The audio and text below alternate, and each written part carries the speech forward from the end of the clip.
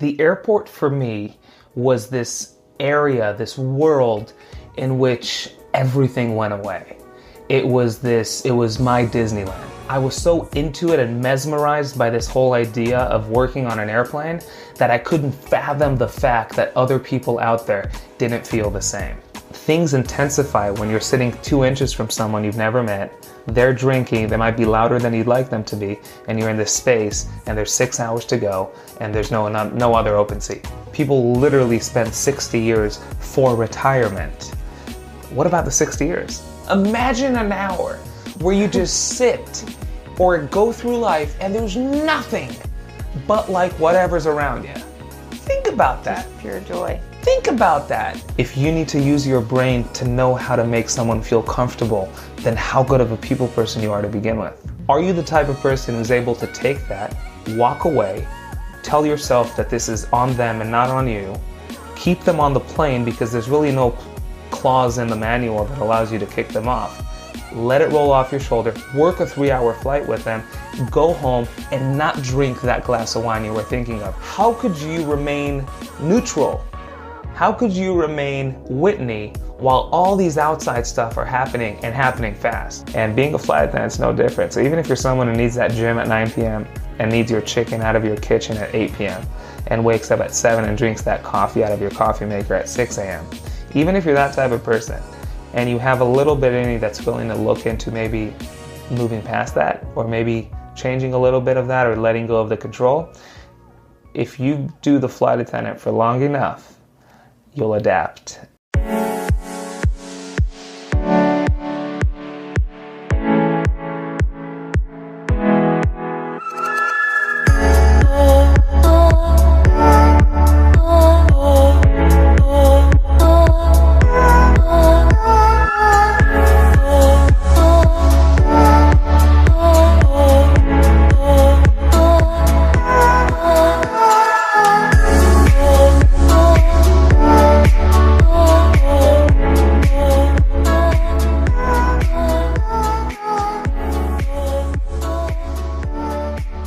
This is exciting.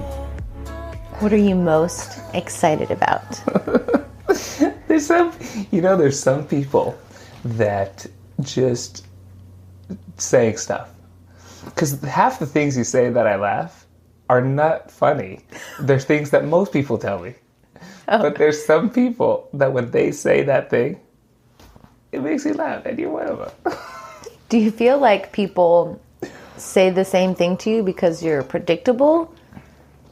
It's funny you use the word predictable. A friend of mine actually used that word on me today. They said, you are very predictable. We were having this conversation, and they said, you're very predictable. And I think what they were referring to was you pretty much know the response you'll get out of me when you say something. So if you tell me something, if you know me, and you've been around me for a while, and you know what makes me laugh. You know I'll never yell. You know I'll never go crazy. But like if you know what things make me laugh, I think I'm very predictable in the sense that if you tell me something that you know I'll find funny, you're guaranteed to get a laugh. You'll never be like, he was supposed to laugh and he didn't laugh. Like, that's weird. Okay. So I think that's what she meant. And I think it's true. I agree with it. It's, I'm predictable in that sense. Do you think that you're predictable in the choices that you make, like in the direction of your life? Do people ever say, y'all's definitely a wild card, a maverick? I am, no, I think if you know me, nothing's shocking. Yeah. But I think, let's put it this way. I think if you're shocked by what I do, you don't know me.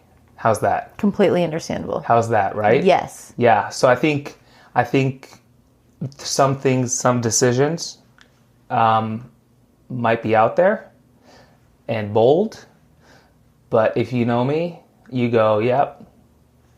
That's right. Yoel. That's about right. I think that's what I've gathered from my years on this planet. I can see that. I think, yeah. What do you think is the most shocking decision that you've ever made that people, even who know you, would say, really? The most shocking decision I've ever made. Something bold and risky that even those who've known you your entire life We're were like, surprised. wow, the most shocking decision I've ever made. Oh boy, you know what? I think in that sense, I play it safe. Yeah, you hear about people. I sold my company and went to India to travel. You know what I mean? Yes, That's of the course. furthest thing. I'm the furthest thing from that. And because I'm the furthest thing, like as you ask the question, I'm trying to think.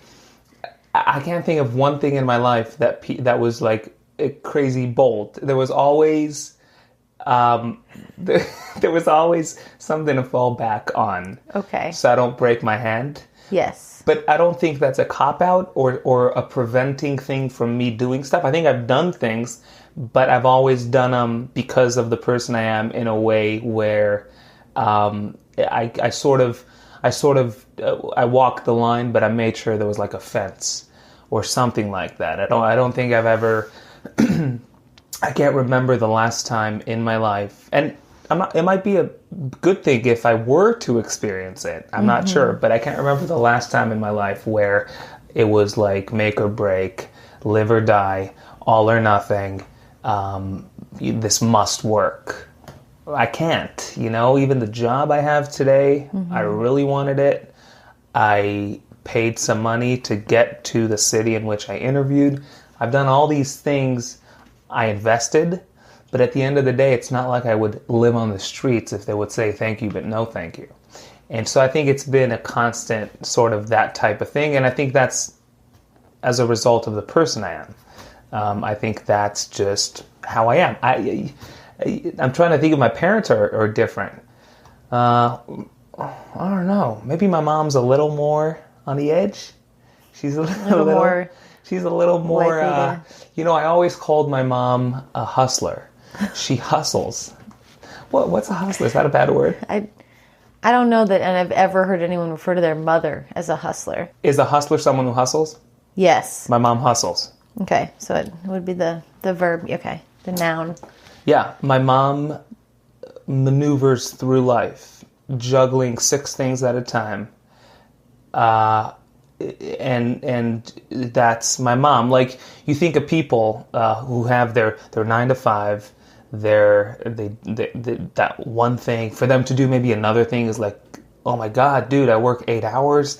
When I go home, I go to the gym. I don't have time for anything else. So my mom's probably the 180 of that. She's probably, even if she would have not a 9 to 5, but a job where it would require some hours in the day, she's probably on to the next thing when she gets home, and she probably heads to that thing from another thing she was doing back at home in the morning. So I think she's one of those just involved in many different things, many different people.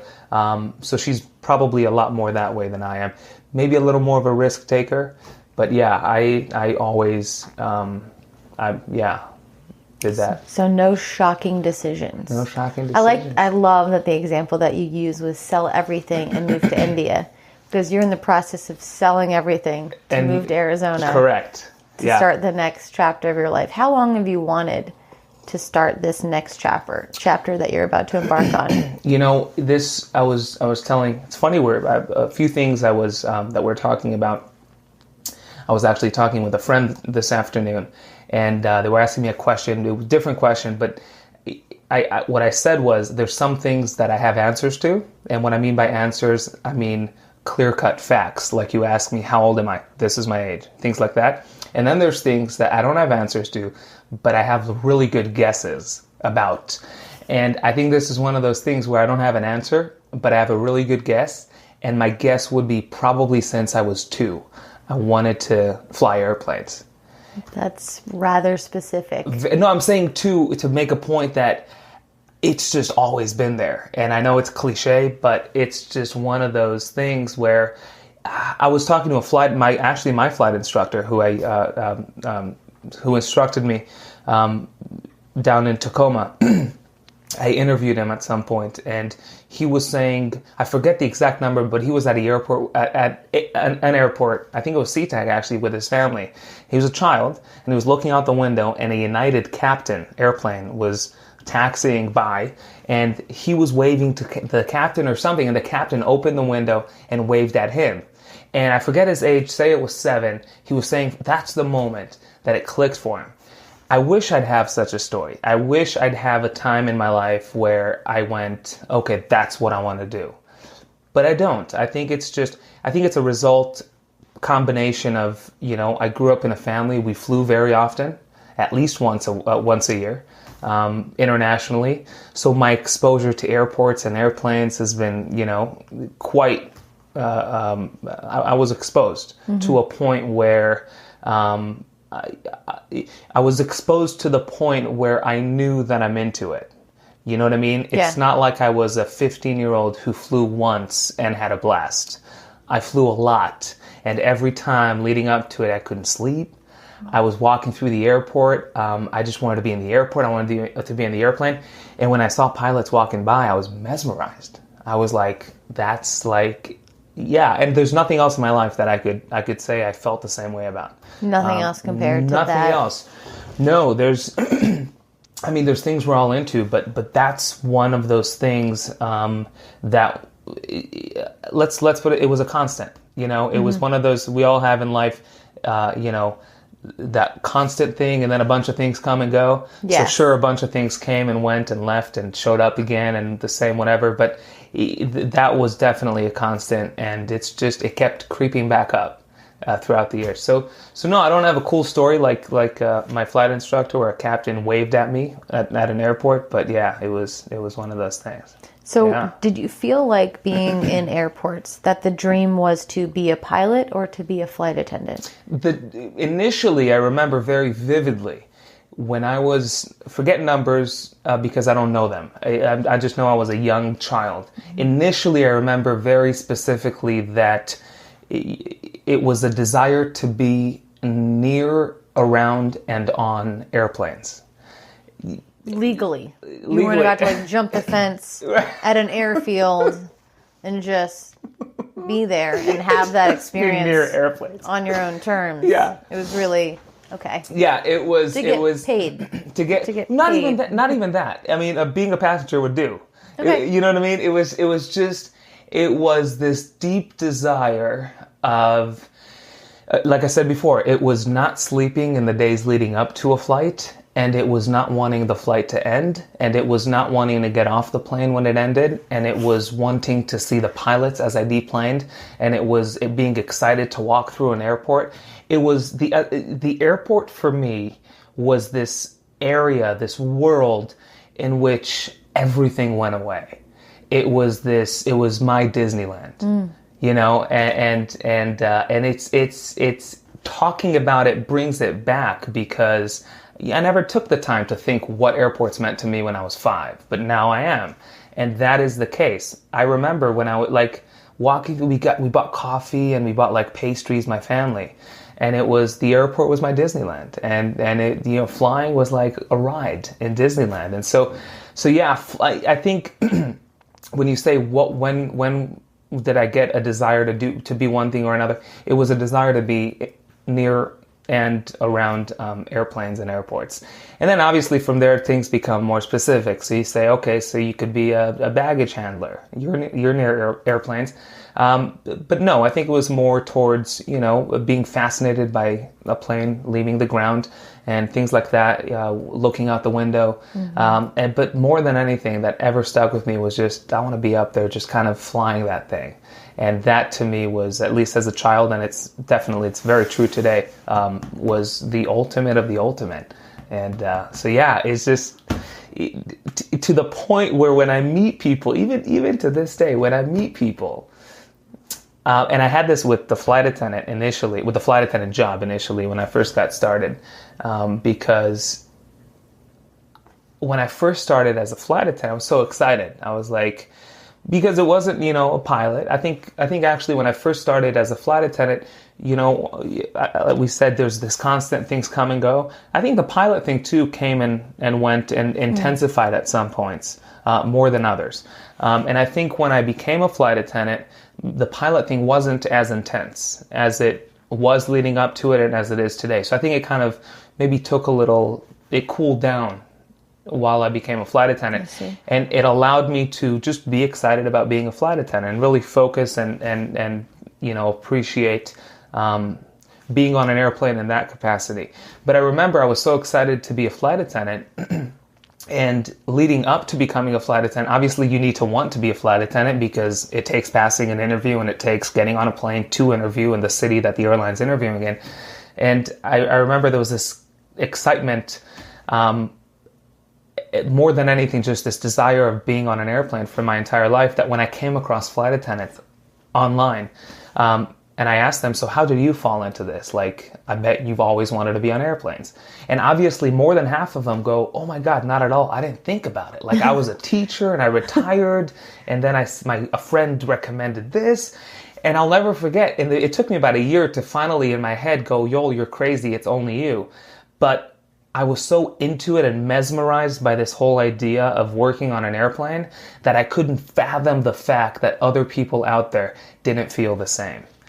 Because I was in my own bubble, my own world. And I know that, I learned that with flight attendant, and I apply the same logic to pilots. As much as I want to be one, I recognize that there's people out there who are completely normal, who never thought about it, and that's fine. People that are completely normal? Completely, because I would think, there was a time in my life that I probably, at some place in my head, would think, if you don't want to fly airplanes, something's not right.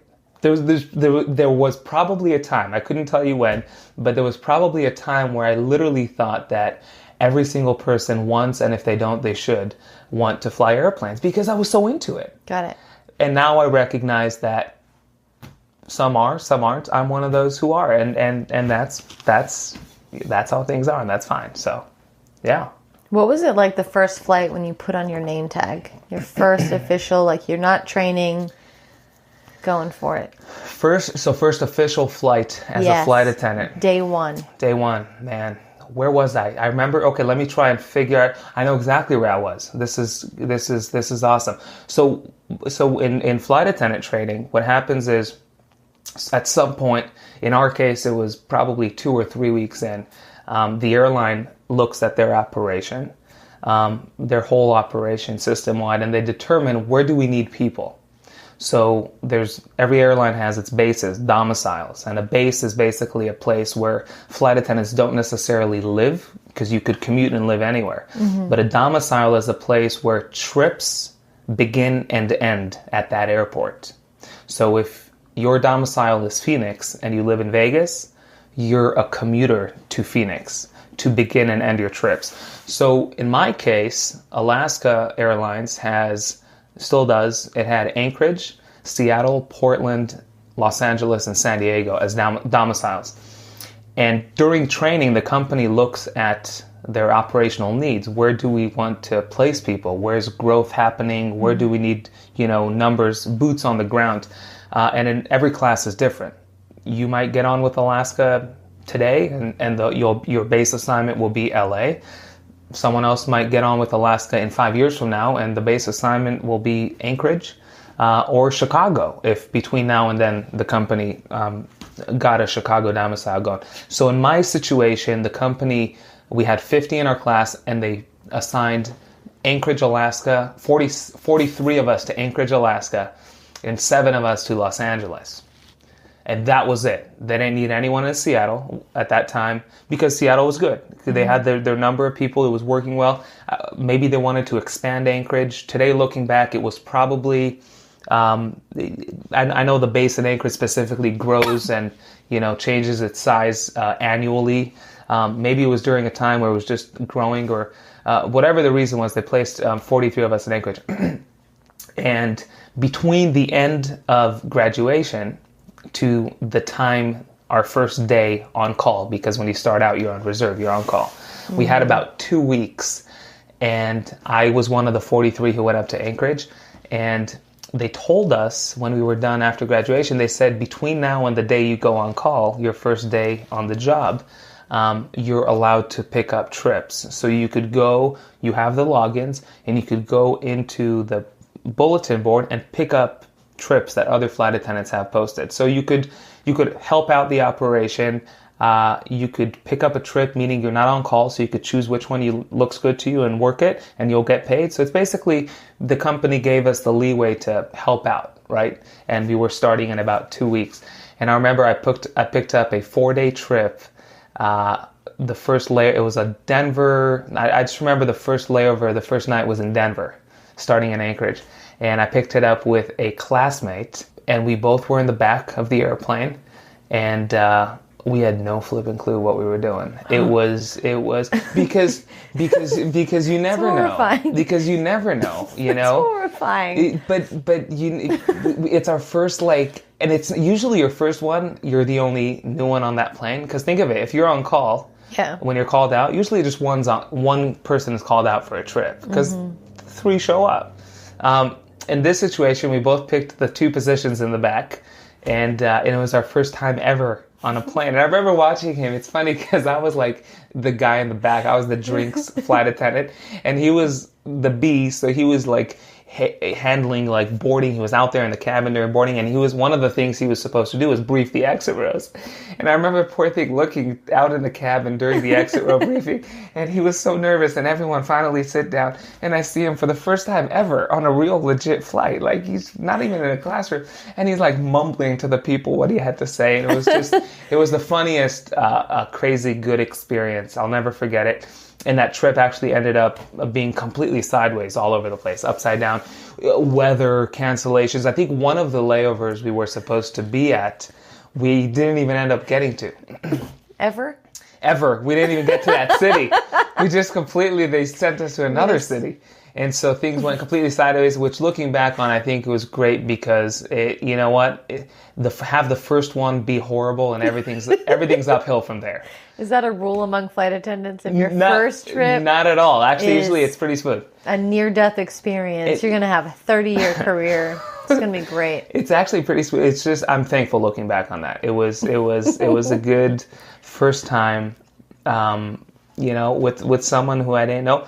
But it felt good. It's funny you mentioned name tag. For me, it was, we have a badge, crew badge, and I think if I remember correctly, but I remember what the crew meant to me, but during training, you have a badge that looks similar to like enter and exit the training building, and there's no big, bold letters that say crew on it. So it's just like a company badge. So for me, I don't think it was the name tag as much as it was wearing the legit badge that said crew on it with big fat letters that made me go, okay, like I've done it. Like you've made it. I've made it. I'm on a real airplane with real people. I'm a real flight attendant. I have a badge that says crew on it. How do they present you with the badge? Do you kneel down on a purple pillow and then they just bestow it? Then you get like a name, like a royal... I think in graduation, the closest thing that comes to kneeling, the closest thing that comes to them putting something over your shoulder is they give you the wings. So during graduation, there's wings, and that's like a whole... So there's like wings, and it's tied to like this necklace-like thing, and they kind of put it on your thing. The crew badge, I think, is something that you get... I can't remember, but yeah, it's not a ceremonial thing. But oddly enough, although it's not a ceremonial thing, that's, looking back, the thing that meant the most to me was that crew thing on my badge. Don't ask me why, but it's just, it was that exciting thing. Because I don't know why, but it was just that one thing that... So it really made it real for you. Made it real for me, that crew thing. Yeah, it was a pretty cool thing. That was the moment. And then, can you tell me about your worst experience on a flight? Outside of that first flight. Outside of the first flight. Did you ever think you were going to die? Did you ever think you were going to kill a passenger? No. So never. Actually, I'm very thankful. So there's one thing that... So as with any job, you learn a lot about yourself. Right? Yeah. Yes. You learned a lot on the cruise ship. Oh, yeah. Yeah, I didn't even know it. I didn't know anything. Yeah. So I learned a lot about myself. And one of the things I'm very thankful for is that I learned... Again, I haven't done it for 50 years. It's been 4 years, but I think 4 years is a long enough time to make me feel safe in saying, one of the things I learned about myself is that I don't care how many human beings I have to deal with in a given day, it won't bother me. And I'm thankful for that. Because I'm talking because I've done that. So call me not normal. I might not be normal in that regards, because I think the normal thing is to have it get to you. I don't think people who go, holy cow, I dealt with 700 people today, they're all so needy. I don't think that's abnormal. I think that's normal. No, but I think I'd be right there. You think you'd be right there? That's normal. I think I'd definitely be bothered. You'd be bothered. That's what I'm saying. That's normal. And so I don't know, maybe it's abnormal, but that's one thing. And I'm thankful for that, because that's my job, right? So I need to work with people, not just work with people, but I'm in a tight little space. There's nowhere to go. So if you don't like someone and it's a 5-hour flight, suck it up, right? And if you don't like someone, it's a 3-hour flight, then you go, oh, it could have been 5 hours, but it's still tough because it's 3. So it's like this, here's the thing about working on an airplane. It's the dynamics and the situation and the scenario and the space and the altitude that kick in. It's not what happened, right? People could tell you stuff and you'll handle it. But now let me place you in a situation where there's nowhere to go. There's 10 people around who heard it. I'm just trying to think of, they're drinking and it's at altitude and it has a stronger effect. There's all these things in the air, on an airplane, full flight. It's the dynamics of the situation that change the impact of a given something. Because if you think about most things that happen on airplanes, including those that hit the news, probably half of them would not hit the news if they were to just happen in a bar on the ground. But in an airplane, things take on a whole new life of their own. Mm-hmm. The intensity is stronger. And it's true with the big things. And I'm talking about maybe big emergencies that we heard on the news. And I'm talking about the small things. Maybe a passenger and a flight attendant don't mesh. Or maybe 2 passengers don't mesh. Things intensify when you're sitting 2 inches from someone you've never met. They're drinking. They might be louder than you'd like them to be. And you're in this space. And there's 6 hours to go. And there's no other open seat. Things change. So it's just something that comes along with the situation. So I think the dynamics completely change. But one thing that's been constant with me and I'm thankful for is I worked at times more than others, more than other times, meaning I've gone through months working a little, I've gone through months working a lot, and I'm thankful to not have passengers get to me. But did I ever think I'd die was your question. I don't think so. I mean, I had some crazy, nasty turbulence, but I don't think I've ever thought I'd die. Okay. The worst turbulence was flying from San Jose, California to Guadalajara, Mexico.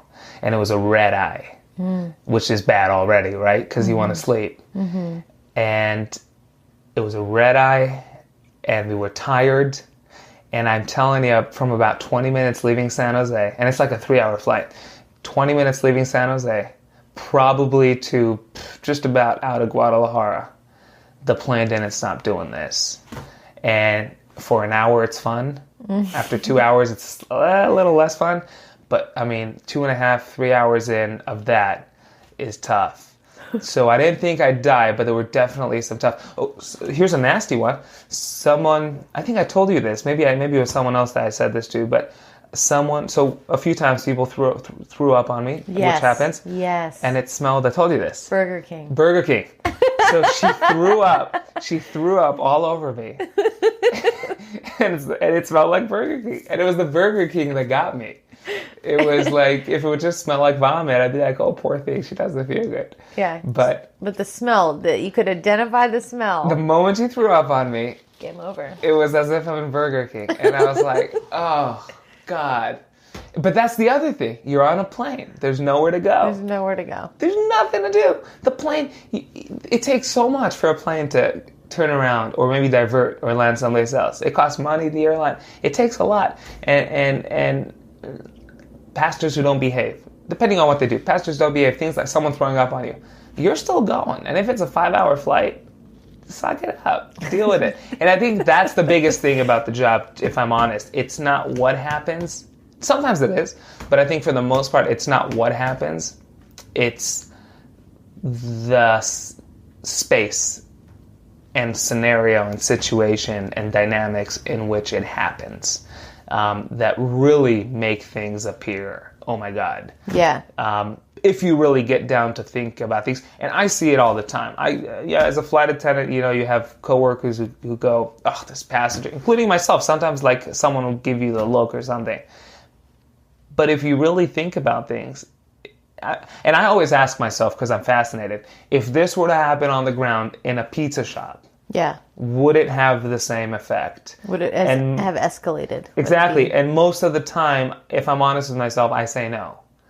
And I don't know, because we're not in a pizza shop, but if I have to take a guess, I'd say no. And it's probably true with being on the cruise ship, right? You're at sea, people want to go home or not, people want to get off, and then something happens, and it blows up, not because what happened, but because everything around what happened.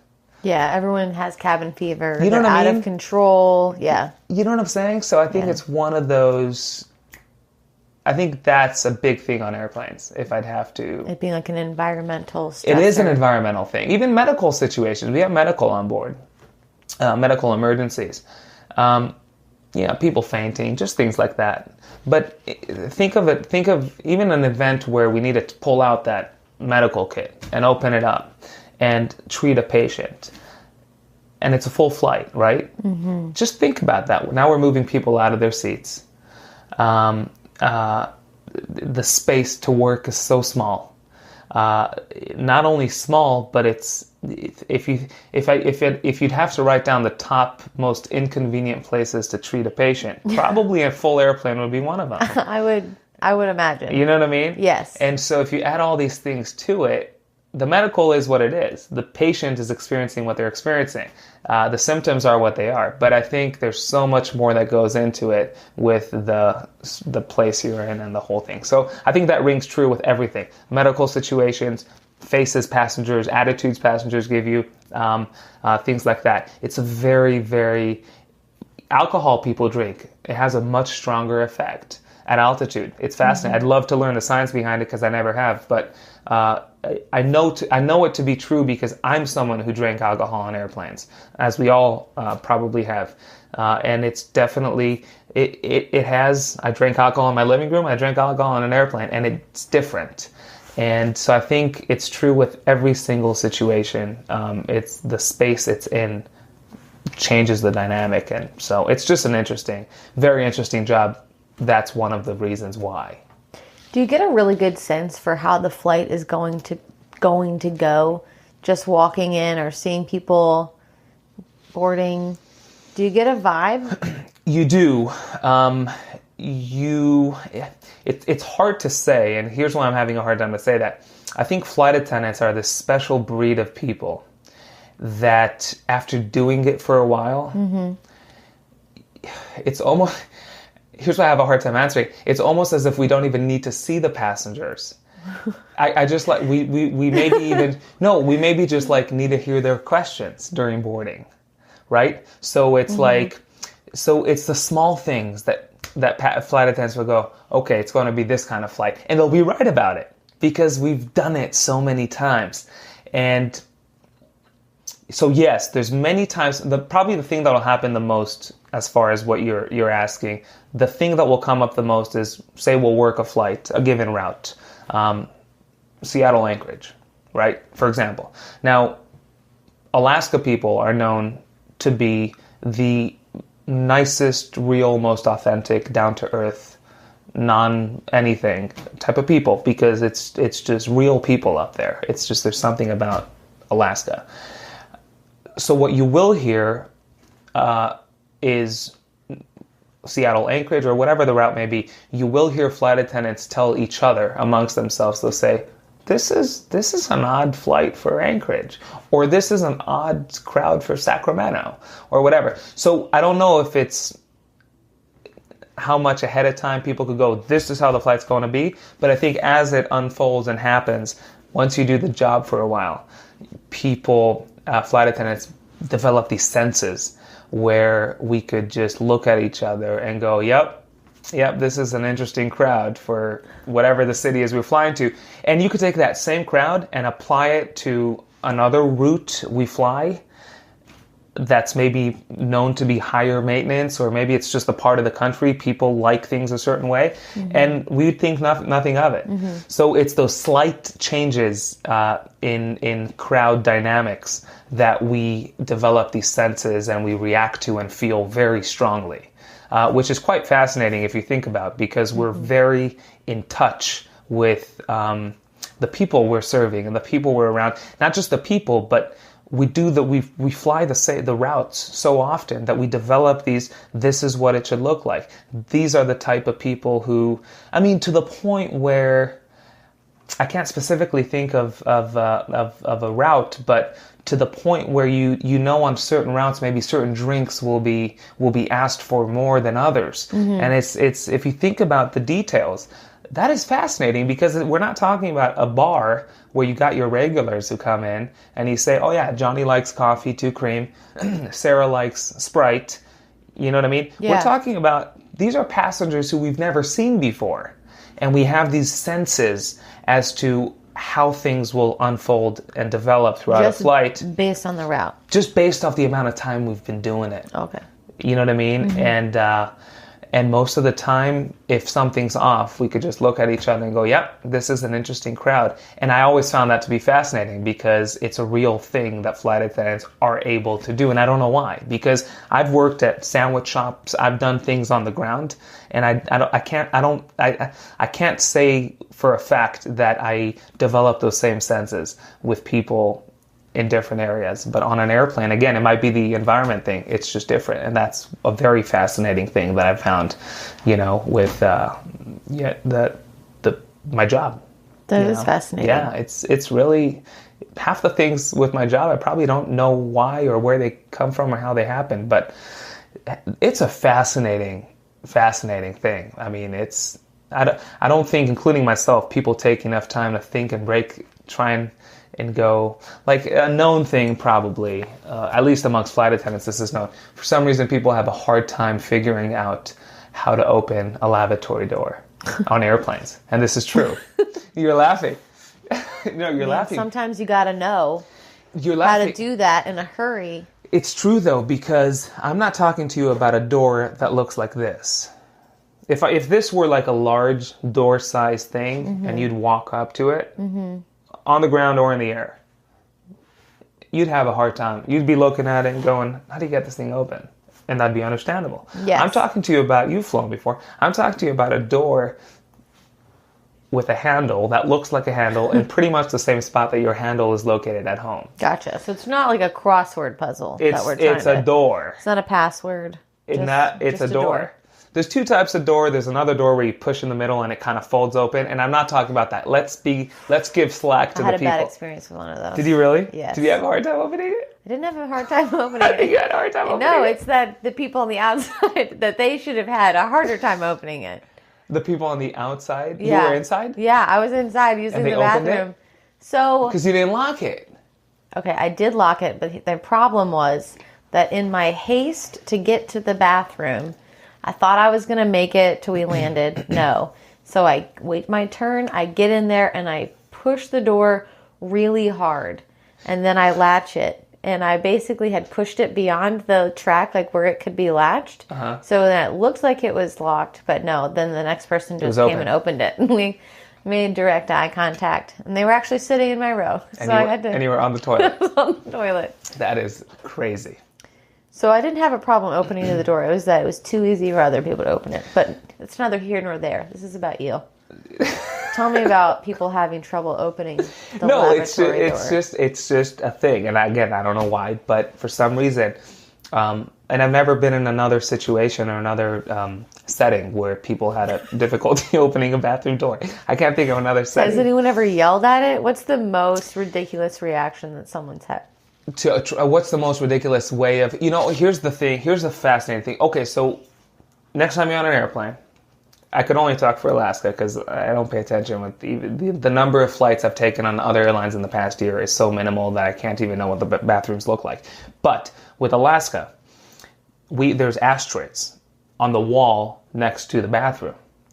So what people will do is show up, and instead of just open with the handle of the door, they'll open the ashtray. That's one thing. Now, okay, no, and that's leading up to it. Now, this is normal. I'm giving the people slack because, you know what? Maybe they napped, they woke up, they're disoriented, they see a thing, they open the ashtray, and the door's not opening. Let's give them slack. The most fascinating thing that people do, and I don't know why, and this they'll take that same wall that the ashtray's on, not even the door, and they'll push on the wall in some areas, trying to see if it will open the door. So they're literally pushing on the wall. And you see stuff as a flight attendant, this is one of them. And I'm fascinated by it. I'm fascinated by it. I don't know why that is, but there's something about bathroom doors that and if I'd have to take it a step further, and I can't be as confident about this as people have a hard time opening bathroom doors in the air, because that's completely true, and probably every flight attendant watching this knows that to be true. But if I'd have to take a guess and think to the times passengers opened bathroom doors on the plane while at the gate on the ground, I want to say they have an easier time doing it when the plane's on the ground than in the air. It's the whole altitude that causes confusion. And I'm slightly confident in saying that, because same task, same door, same handle, but you're not at altitude. People walk up, say, could I use the bathroom? You go, sure, during boarding, and they go, open the door. But at altitude, the confusion kicks in. And that, to me, they push on the wall, they do the thing, everything but the handle. And that, to me, is fascinating. And that is one of the treats that you get with our job. Because what other job could you get where people go, do you guys have a bathroom? You go, yeah, it's right there. And then you see them all walking and just pushing on the wall. I think it'd be weird probably if I was won't get that. hanging out near the bathroom at work. I think there should be like a program or something where every single person who's interested could get like a pass and just kind of shadow a flight attendant as a day in the life. Because the things we get to see from our perspective, again, I think it's the whole altitude thing. People are different at altitude. The things we get to see are priceless. But then when I think about it, I'm not sure that someone who's joining us for the day, who's never been a flight attendant, would be able to put the 1 + 1 together and laugh. Because once you do it for a while, certain patterns, probably to the non-flight attendant person, they'll say, oh, okay. But to flight attendants, we see it so much that it becomes funny. And I think that probably might be part of it. So I'm not sure that the shadowing us will make someone laugh, but maybe. I don't know. Yeah, that one-off experience. Yeah, I don't know. So reading the energy of a flight, what makes a flight more anxious? Would it be an altercation between a flight attendant and a passenger to passenger, or just one really screaming, crying baby? Oddly, I've never been asked that question before, and so I never had to think of an answer. And when I think about it, the crying baby thing doesn't happen as often as you think. What? I know it's shocking. Because I thought there had to be one on every flight. No, that's the thing. As I'm answering my question, I'm going, this is weird. I can't. Most of my flights don't have a crying baby for 2 hours. I don't think that a crying baby causes anxiety. What causes anxiety? The things that happen on my flights, this is crazy, are so minimal. That they're so non-eventful. I always told people that if you were to want to cause trouble on a plane, would you do it on a flight that I'm on? Probably not. I mean, if I knew you, hell yeah, I would. If you knew me. Now I will. But if you when don't... are you flying next? I'm there. But if you don't know me, right? You'd probably look for like a flight. If you're like intentionally looking to do something, you'd probably look for a flight with... I don't think I come off as intimidating. You do. Okay. Yes. On behalf of everyone that's ever met you, yeah, you're scary. On behalf of everyone that's ever met you. Yeah, I'll just go ahead and take one for the team. People have asked me to communicate this to you today, that you're scary as hell, especially when you don't smile.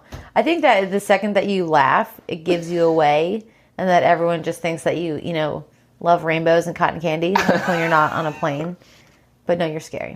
Maybe. Here's one thing for sure I know about myself is I don't walk around with a smiley face. You know, there's people who... Oh, I know.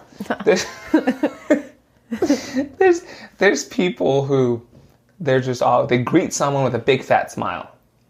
I don't do that. I don't. It's just not... It doesn't mean I'm not happy. I just How don't do you that. welcome people on the plane then? If someone says, I say, Good morning. Hey, how's it going? No, Please take your seat. No, I don't. That bag, not going to fit. You should be a flight attendant. There's no way that I would. I'll consider it. Will you give me a recommendation? Totally. Anytime, any day, anywhere, to anyone. Did I miss anything? Totally. No, I think it'd be great. I don't know why not. You're. I don't know why you wouldn't do it. Because I'd puke. Oh, that's right. You I told get me you air don't like sick. flying. It's kind of a thing. You know that woman that puked Burger King on you? That'd be me. I'm a vegetarian, so it'd be like some kind of like pita wrap. But I would definitely be. It would smell like pita and hummus. Like maybe some falafel, yeah. Probably. I don't know. Protein bar. But that'd probably be me. I don't know how often people get air sick and then they say, you know what? I'm going to conquer this. I'm just going to become a flight attendant. I love how you do this with the accent. Become a flight attendant. When you say flight attendant. This is the only life path for me now. No turning back. There's no exit over the wings. I don't know. I really want to know more about how you guys, learn your form. I'll tell you anything you want to know about my job. How you critique each other. Because it always seems whenever I've been flying, they are very confident about what they're doing. In fact, they're bored. They don't give a shit. They're just like, yeah, we're talking about saving your life right now. And, they're pointing the way and blah, blah, blah. But it seems it's so natural and rehearsed. How do you get to that point? Do you first of all, the way you get to any point is do it a million times. How many times have you done this? We could do the math. So I've been flying for 4 years. Yes. Let's go with an average of... Let's go with 2 flights a day when I work, on days that I work, average. And say I work 15 days a month. And I've done more than that since I started. So how much is 15 times 2? That's 30 flights a month times 12. Ooh, now I'm really showing my true colors. 360? 30 times 12. Oh my God. It's just the number of days. I could be wrong. 3. No, you're right. 30 times. 30 days a month times 12. 30 times 12. 36. How much is 3 times... How much is 3 times 12? 12, 24. 36. 36. So 360. Oh my God. You were right, but we're both getting to it as if it's the day. So you're so right. Oh my God. So 360 flights a year times 4 years. So 1,200 plus 4 times 60. 1320 and then another 11420, 1440 flights. And then in training, how many times you do this? So 1440 times that way. I think you should become good at anything you do for 1440. Mm-hmm. I think. Mm-hmm.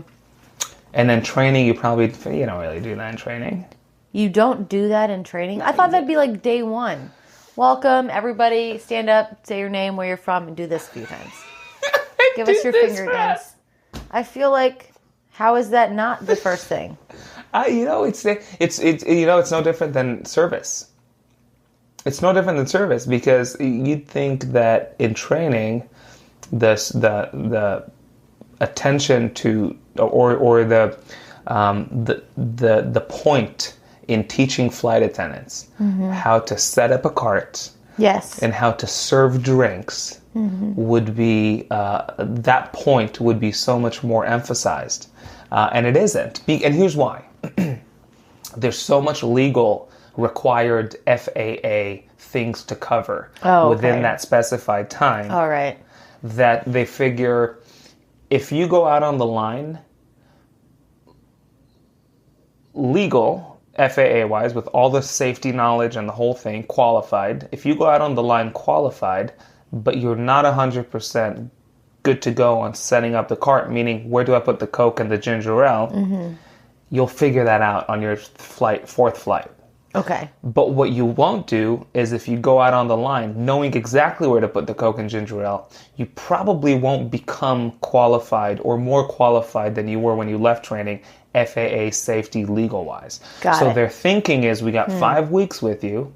We'll make sure you're legal. We'll make sure you're qualified. We'll make sure you meet the FAA standard of what they're looking in flight attendants.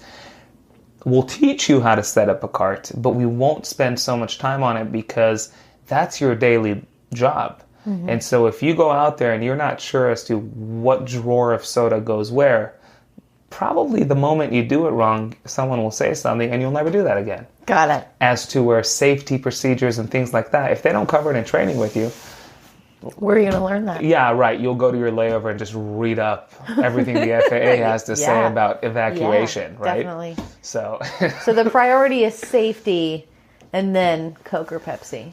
Safety. We don't have Pepsi on the plane and no Dr. Pepper. But yeah, the priority is safety. Cool. Yeah. As with, it always makes me laugh when companies say our number one priority is safety. Show me one company that places safety as number 2. I don't know any. They don't exist. Maybe, no. They don't exist. No. Even skydiving companies will tell you safety is our number one priority, and here's why we rehearse on the ground. Fun and then safety. The what? Their number one thing is fun and then safety, but no, it makes more sense. It's probably safety. Can't have fun if you're dead. So. Yeah, that's the thing. It makes me laugh when I hear companies go, our number one priority is safety. Duh! It's like, the ultimate duh. You know what I mean? It's the ultimate duh, right? There's duh moments. That's a duh moment. Of course it's safety. That's a given. So now the question really becomes, what's number 2, right? Is it fun? Is it service? Is it comfort? Like, what's number 2 on airplanes? Because number 1's obviously safety. So the question should be, what's number 2? What comes second? What's slightly less important, but like really up there for us? I would say comfort. Comfort, but what about, you're flying to Disneyland and kids are going to Orange County, and what about fun, right? So but we were flying to Vegas. Who cares about the comfort? I just want to get wasted because I'm going to a concert with a friend. So there's all these things that change now, and the company needs to find that one sweet spot as an airline because we serve all these different routes and clienteles. So what's our number 2? What's our number 3? What's our number 4? But that number 1 thing, I might be wrong. I've never heard of a company who, it's like you put it great. It's the ultimate duh. Obviously it's safety. It has to be safety because if you don't have that, you don't have anything. Absolutely. Right? So yeah, I think obviously it's safety, but then it's about, in training at least, it's about making sure you're qualified.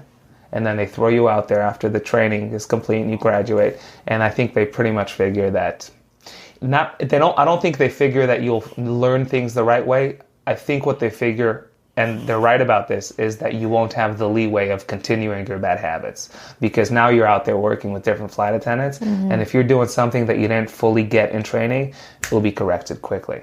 And I think that's what they rely on for good reason, and it works. Great. So you get that in-flight training. You get the in-flight training. But that's the best, right? When do you want to learn how to set up a cart? At least I'd rather learn not to show up knowing nothing. But when it comes down to it, like setting up the top of the drawer of the cart, the way that most of us are used to, teach me that on a plane, on a real flight, because I'll really pay attention and I'll go in. What's in class it's like... So there's just like the top drawer right now. I think it's changing soon, but it's like your tea bags, your cream, your napkins. It's just there's a certain way that everyone do it. You know what I mean? As like on the cruise ship, I'm sure there were just certain things that were expected. Like when you walked into the kids thing, it was like, okay, that's where we do that, and this is where we do this, and that's where we keep that, and that's where we keep this. Certainly. Yeah. So I think, as with any job, and on the plane, it comes down to very small things. It comes down to, okay, so where do we put the cream? Do we put the creamers on the top drawer, or do we put the creamers on the second drawer? And if you're new, if you put it on the second drawer, it'll probably be the last time you do that. And I think that's what the company counts on, and it works really well because it will be the last time you do that because no one else does that. So yeah, I think that's, when it comes to service, that's why the amount spent on it is so minimal. What is the maximum number of bags of peanuts that I can request? we don't serve peanuts. But we serve cookies. Answer is 0 then. How many cookies? Wait, are they the Bischoff cookies? We what? Biscoff. Oh my God. Do you like those? Yes. You too have much. to come on Love one of them. my flights. What's the max number of cookies I can get? Jeez, we're on camera. Oh my god. Okay, if I didn't know you and you were just a regular flight attendant and I was like, hi, this is a 5-hour flight. And I want to eat a bunch of I could cookies. eat 2 of those cookies an hour. I'm going to need to see 10 in my seat right now. Will they do that? Or will they be like, I'm sorry, ma'am. We don't. You want to know something? If I were the flight attendant and you were nice and you were to look me in the eye and say, Yoel, I just came back from a cruise ship. I was 6 months at sea and people drove me nuts. And I'm like, all I need is like Biscoff cookies because I missed that for so long. Yeah. And you were like, I just need to eat 10 cookies right now. I'd give you 10 cookies. Thank you. I'd give you 10 cookies. I'll be flying with you tomorrow. I'd give you 10 cookies. But on the flip side of that too, no one has ever asked me for 10 cookies. So it's not like the airline. Good. They're really, everyone like them. I've yet to meet one person. People say I'm gluten-free, I can't have them. I get that. But I've yet to meet one person who ate the cookie and goes, you know, like there's cookies out there at bakeries. Some people don't like this and not that. The Biscoff thing is just, it's pure sugar. But still, I've never met anyone who goes, oh, I don't like this. Not even flight attendants. It's funny. Whoa. I'm trying to think of a time when I came across a flight attendant who was saying that they don't like the Biscoff, and I can't think of a time when I met someone like that. So that's because they're having... Kudos to Biscoff out there. I don't know if the Biscoff... You think Biscoff's watching? I hope they're watching. Love your cookies. Huge fan. Please send me a box. Christmas is coming up. You know what we should do? I need to include an address. Because there's like YouTube channels out there where if you look at the about description on the channel, there's like, if you want to send gifts, and then there's an address. Yeah. I should get an address going. You should. You should. It'll be my address. I'll be your manager. And I'll pass everything along. So no peanuts then. All right. Dude, no peanuts, and they're I've never seen peanuts on Alaska. I'm not sure, but I think I heard that they advertise that we're like peanut free for allergies. So it's like a whole other like sales shtick or pitch. Cool. You know, we don't have peanuts, I think, but either way, no safety peanuts. Safety first. Really safety first. Yeah. I don't want some middle school kid having a peanut allergy. Yeah, I think now every time you'll hear any CEO out there for the rest of your life say the words "safety is our number one priority," I think you'll definitely you'll think something, you'll feel something in your stomach. It'll definitely. It'd be like a big duh moment. Duh, safety is your first. Yeah, as if. Yeah, what else would it be? That just always kind of caught my attention when people say that. And like I said before, the question shouldn't be what's your number one priority? What's your number two? And that makes sense, right? Because number two for you will be X, number two for them will be Y, and you're both not right or not wrong. It's different. My number two would be my experience that relates to my final destination. What do you mean? So if I'm going to Vegas for a bridal shower, for like a bachelorette, I want it to be crazy. I want to get pumped. I want music. I want you singing. I want everything. I want to make friends that are going to go out with us. I want 10 cookies. But if I'm going, if it's a red eye, I would like to be able to sleep. Right. I would like a comfortable seat. I would like no crying children. We can control that. Peanut free, baby free. That's the next frontier. Quote. That could be a good selling shtick. You heard it here first. That's awesome. Peanut and baby free. Baby crying free. There we go. But how do you can't guarantee baby There should be maybe free. A product that they develop that... It's getting weird. It's going to be something that knocks them out. Not a harmful It'll thing. It'll be like going to the dentist. It'll be called, like baby downtime or something. And just... For those who really want to put their baby like down. Like a sweet name. And it just kind of gets your baby dreaming like a lullaby. On good dreams. Yeah, while they're flying. And not a harmful thing. A lullaby. Just a... lullaby. There's a lot of... We should probably work on that. There's probably a product to be made here. I'm telling you, it could. We just gave the idea away, but yeah. Just cut this out. Don't tell anyone. Don't tell anyone. So medical emergencies not that common. Babies not really that common. Medical emergencies, I think the best way of putting it is they are obviously not common because I think the average passenger, if I'd have to guess, has never had a medical on their flight. Okay. Would I be right about, have you ever been on a flight where medical assistant was paged? Once. There you go. And you've flown for many years. Yeah. So not common. Not common to the point where if we'd ask people, I'm assuming it'd probably be either never or once, I think. Now, from a flight attendant's point of view, I need to always remind myself when I answer that question that the number of flights I take is insanely non-proportional to what the average person takes. Absolutely. So when I answer that question, I need to be very careful because from my end, it might be, oh my God, they happen a lot, but they don't because the number of flights I'm on is incredibly high. So I think the best way to answer that question is they probably don't happen a lot, but are we exposed to them on an almost regular basis? Sure. I think I think a large number of flight attendants would agree with this because I did hear this a lot. Is it sort of comes in waves. So what you'll hear is flight attendants say, "Oh man, it's one of those things where it happens, and then you'll get 2 more that same week. Okay. And then you won't see it for 6 months. Yeah. So I don't think, obviously, that's the case. I think that's just how it's perceived. But I think you'll hear flight attendants say more than anything, oh my God, I had 2 this week, after like months of not having one. So I think that's how we, from our end. I never had someone pass away on my flight. The closest I got to it is I was boarding an airplane that came in. Either we were flying out to Juneau or the plane just came in from Juneau, but a passenger on that plane, on the flight in, walked on and then came off without a heartbeat. I think it was an older gentleman in his sleep, so nothing dramatic. It was just his time, but it just happened on the plane, and I think it freaked the flight attendants out. And and then there's this whole meeting, and whatever happens, debrief, whatever. Mm-hmm. Things happen, man, and it's real people, real world, and people pass away every day, and that was that time for that passenger, and it would be tough. I'm trying to imagine a flight where you take off with a number of alive people and you land with one less. But yeah, I never had that. But medicals, they happen. I think there's the usual ones: people fainting, dehydration, diabetics. Every once in a while you get the people who forgot their medication or things like that.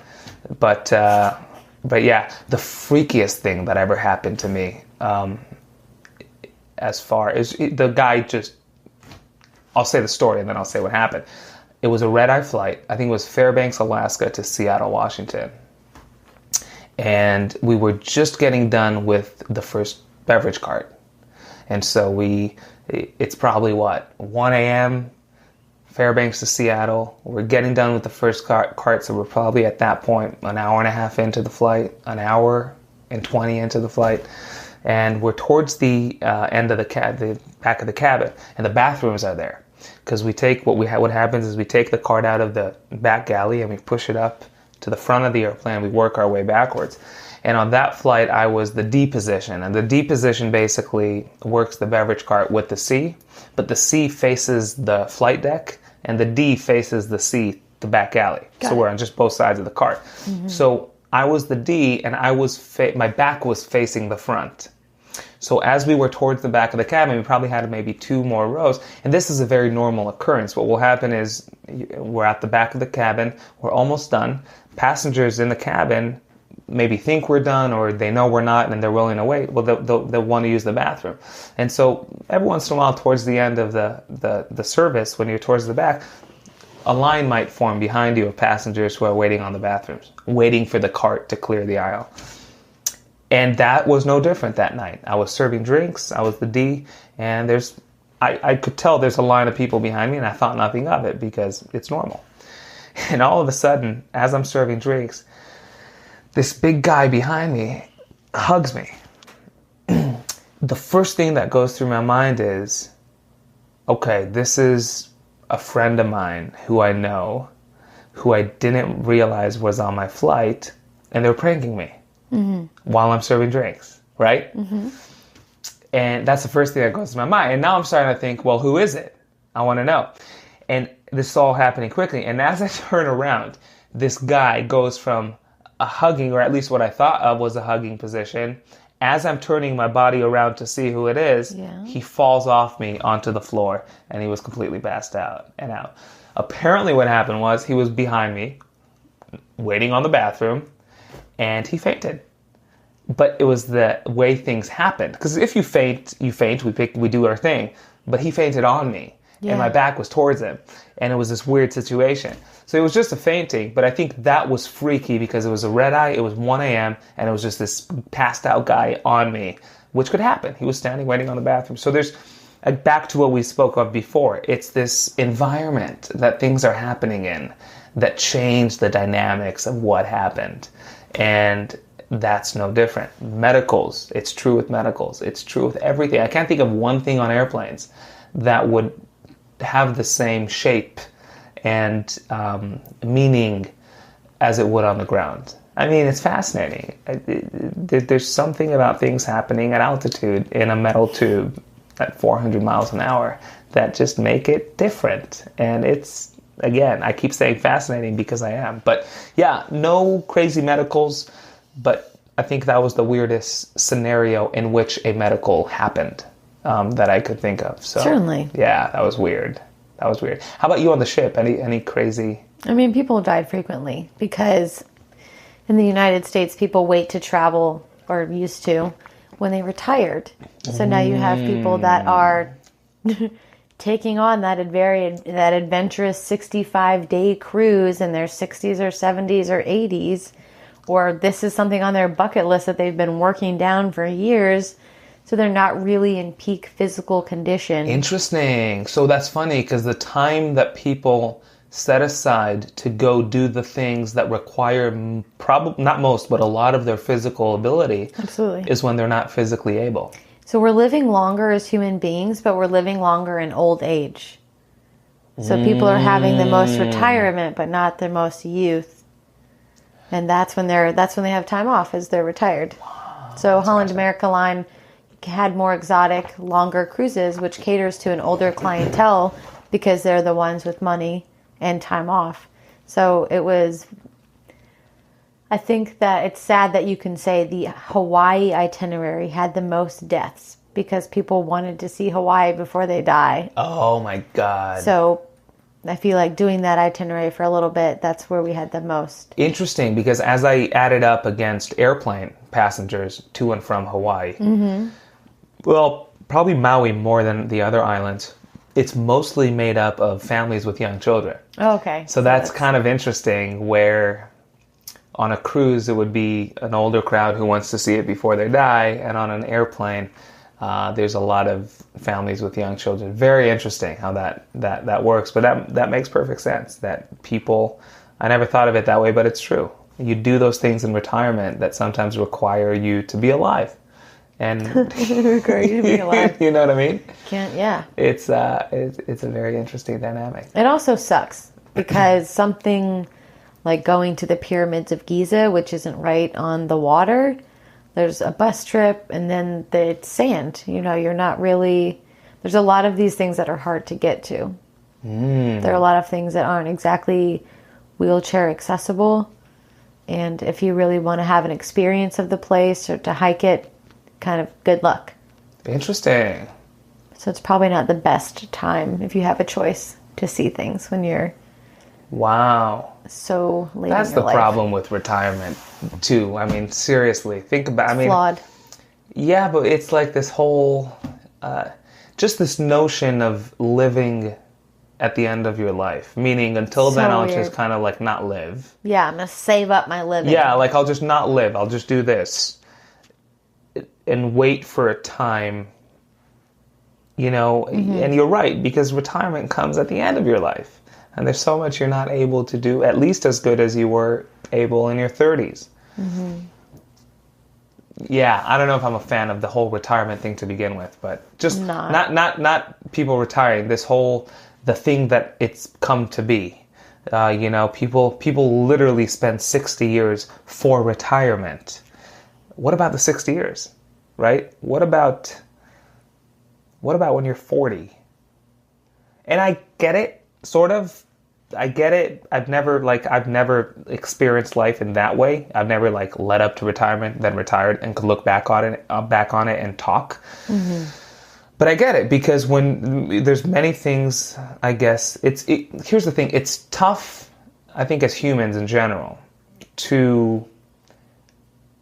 So I'll give you an example. I got my private pilot's license, and most, I don't know.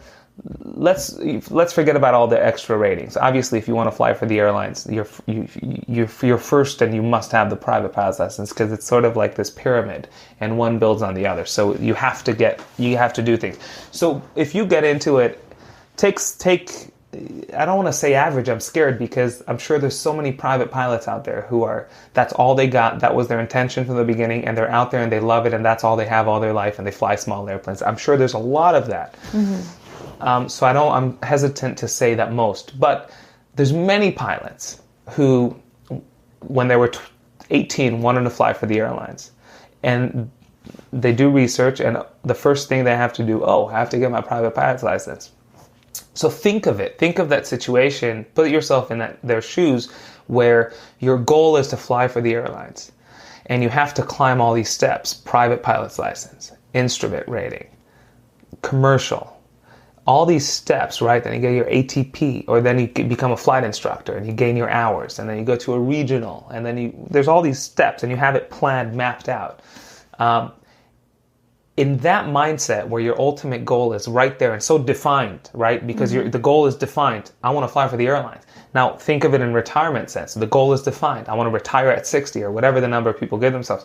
It's very hard, I think, as humans, to have that so defined, and yet enjoy the moment here in the private pilot phase, right? So you're going up to train short field landings, or whatever you're training as a private pilot. It's so easy, I think, as humans, and I think most of us could attest to this, to have that big goal in mind, to where all you're thinking during the private is passing that check ride, and then you're onto the instrument. Your head is always ahead of the game. Yeah. And I think, in a sense, because we're wired that way, it's very hard. And that's one thing that many pilots at Alaska who I spoke to about just flying in general, most of them said a lot of things, but the thing that kept coming up was enjoy your private pilot training. Enjoy the moment. Take it in. Look out the window, right? You're flying at 2,000 feet over houses in Enumclaw. Just take that in, because it is so easy to live 5 years from now in that ultimate goal, which is why you're really doing this, and completely miss out on the journey. So if you apply that to retirement, again, I've never retired and I've never been there to talk about it, but I think it's easy when someone blows up this whole, I'm retiring at 60 and I'll travel the world, and that's really defined. When you have that, I would think that it would be tough to live the moment now when you're 30 truly for what it is. Mm-hmm. If I'd have to guess, that's probably just human wiring, but I don't know. It's just, I'm with you. I just think that people, and again, if we would take away that whole big retiring at 60 bubble, then you wouldn't have that big crazy thing that you're living in and thinking of. You just live the moment. Mm-hmm. So, but yeah, I don't know. There's a big difference between you being a pilot, you get to fly at every step to becoming a commercial pilot. Mm-hmm. A retirement is work, and then you have whatever travel's thrown in there, but you really are living for that thing that's in the distance. For you at least get to be in the moment with every step, and it's still a piece of what you're doing. It is. Well, think of leading up to retirement. You're working hard, and that's a piece of what you're doing. But that's so different from vacation all the time. Yeah, no, I hear you. I think what you said is true if the pilot makes it a point to have it that way. It'd be totally possible for a pilot to disregard the flying that they're already doing now and write it off because that one goal that they want is that badge that says that is so easy to do, and that's pilot. why I think you need to keep it in mind. There are a few times when I've been in training, or let's say you're getting a degree, or I went to National Outdoor Leadership School, and I thought that there would be a moment that I felt like I'm a graduate. I have a bachelor's. I'm now a wilderness first responder. But there was never a moment. Interesting. There wasn't a moment like you had with your crew badge where you're like, a new person? I'm legit now. Everyone, look at this. I'm legit. Look at this. I'm legit. Yeah, it is fascinating when you think about all these things. It's, the human psyche is really interesting. It's terrible. It's terrible, and it's sometimes, you know what I think to myself sometimes? I think about myself. I don't think of it in terms of the human race, but in terms of myself, sometimes I find myself thinking that my ability to think, if that would only go away for a minute. Absolutely. I want to be as dumb as a dog at times. I just want to, how dogs look around the room and they're just like, there's no problems in life. Yeah. Their owner could be an asshole, whatever. Yeah. And the dog's just looking, tails wagging, loving their owner. Mm-hmm. And you could tell by their look that in their mind, there's no concept of future or past. No even concept. There's just like here and now. You could tell by the look. They give it away. Yeah. And sometimes, this is crazy to say, but sometimes I look at dogs and I go, boy, I'd pay a lot of money to just be that for an hour. Imagine an hour where you just sit or go through life and there's nothing but like whatever's around you. Think about that. Just pure joy. Think about that. And that's our ability to think, our ability to be as smart as we are. I think at times is just like, it prevents us from, like we said, enjoy the moment at times because Absolutely. We're so intelligent. We can't dumb it down like a dog and just be there. Yeah. And I'm saying us, assuming many people, but I know this is true for me.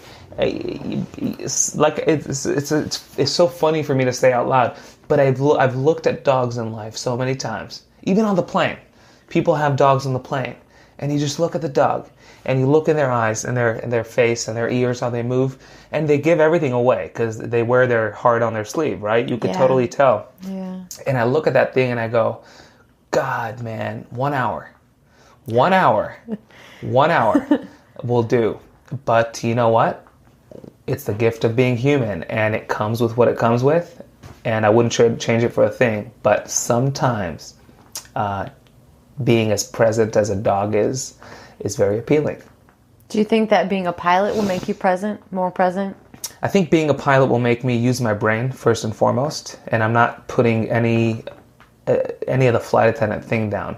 But I think if you look at the jobs in general, if you were to take every single job in the world, mm-hmm. And you would sort of divide them into categories. One category would be based off pay. Another category would be based off physical labor, whatever the category may be. And you would name one of the categories percentage of brain usage. Yeah. I think flight attendant will be ranked very low. And it doesn't say anything bad or good about the job. It just, being a flight attendant, you're utilizing your people skills. You're utilizing those ability to connect, ability to make someone comfortable, ability to serve, ability to recognize if someone had a hectic day and know to tell them, don't worry about it, that drink's on me. But none of those things I just mentioned require your brain to think. It's part of who you are. It feeds off the experience you have, and some people have it, some people don't. There's people with an extremely high IQ who think more than all of us combined who'd be horrible flight attendants because this has nothing to do with brains.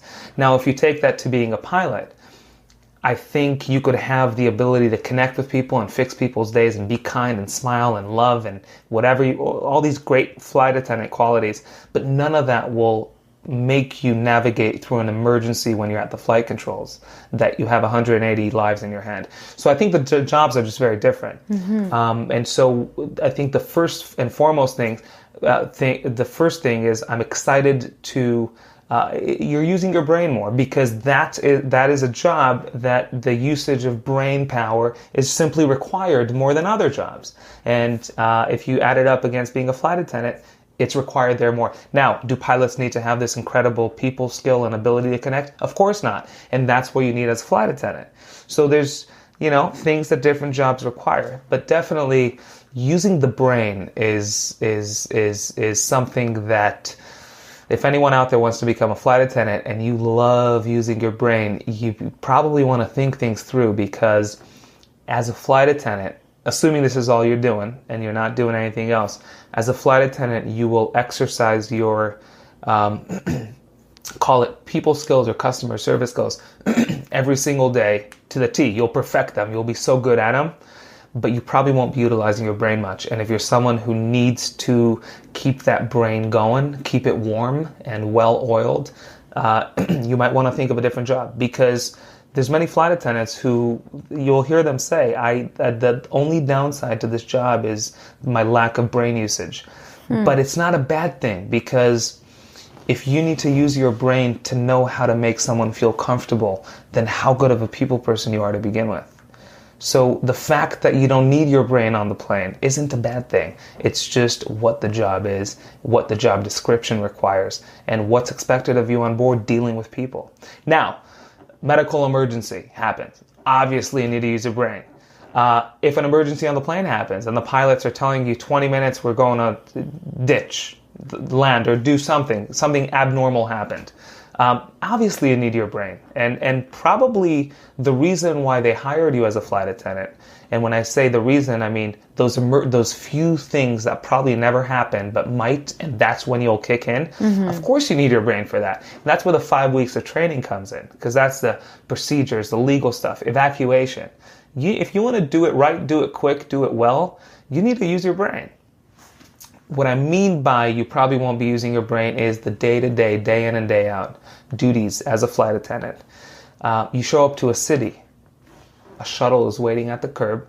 It drives you to a hotel you didn't even know what the name of it was. You go to sleep, you wake up, the shuttle is there the next day. Like, probably all you're thinking is, okay, what time do I need to be in the lobby? That's the extent of your thought. Whoa. Right? So now multiply that times 20 years. My God. Brain dead, right? So that, to some people find that to be a little, I'm misusing my brain. You'll hear that every once in a while. So again, not a good thing, not a bad thing. It just is. And if people out there are really big on using their brain, maybe want to reconsider their, becoming a flight attendant. And if you're someone who goes, oh my God, I can't wait to shut my brain off because I've done it for 50 years and I'm good, this is perfect. It's perfect, because you'll utilize all those other things, gifts that you have, that just simply don't require brain. It just requires, I don't know what that requires. The ability to connect with people. That's not brain. It's just, it's instincts. It's something. Yeah, intuitive. And that, there's very fascinating contrast between positions, between pilots, flights, any job, really, if you think about it. So, yeah. What would you say are the top 3 characteristics that someone would need to be an awesome flight attendant? The top 3 to be an awesome flight attendant. Yeah. The thing I say all the time about, this is another thing I learned since I started flying. I knew it to be true with alcohol and money. I didn't really know it to be true with work and with dealing with people, and you'll understand what I mean in a second. I think the biggest thing is, first of all, that I realized is that nothing changes someone. And what I mean by that is I truly believe that both alcohol and money, and now I know as well, being a flight attendant who works with a bunch of high maintenance people, none of that changes or should change who someone is. All they do, they're highlighters, right? They're not changers. So if you drink and you become an asshole, you were always an asshole, but it was suppressed and it highlighted it. If you become a millionaire and you become an asshole, you were always an asshole. You just didn't have the money to show it. Gotcha. If you work with a bunch of people and they drive you nuts because they're high maintenance and you have zero ability to control, and just kind of let it roll off, you were always someone who lacked the ability to have things roll off. You just didn't have what to roll off, right? So I realized that most things, really, they're not changers, they're highlighters. So when you say, what are the top skills? I think the first thing to realize is this job isn't as much about doing things well. It's about having things be done to you bad and poorly and still maintaining that. Other jobs will probably require you to do stuff. But I think being a flight attendant, again, 4 years in, I truly believe this to be true. you could go to work and just be neutral. And by neutral, I mean don't be an asshole and don't be overly nice. Just be you. And then you go home and everyone go home and it was a great day. You don't need to smile your face off for 6 hours to be a good flight attendant.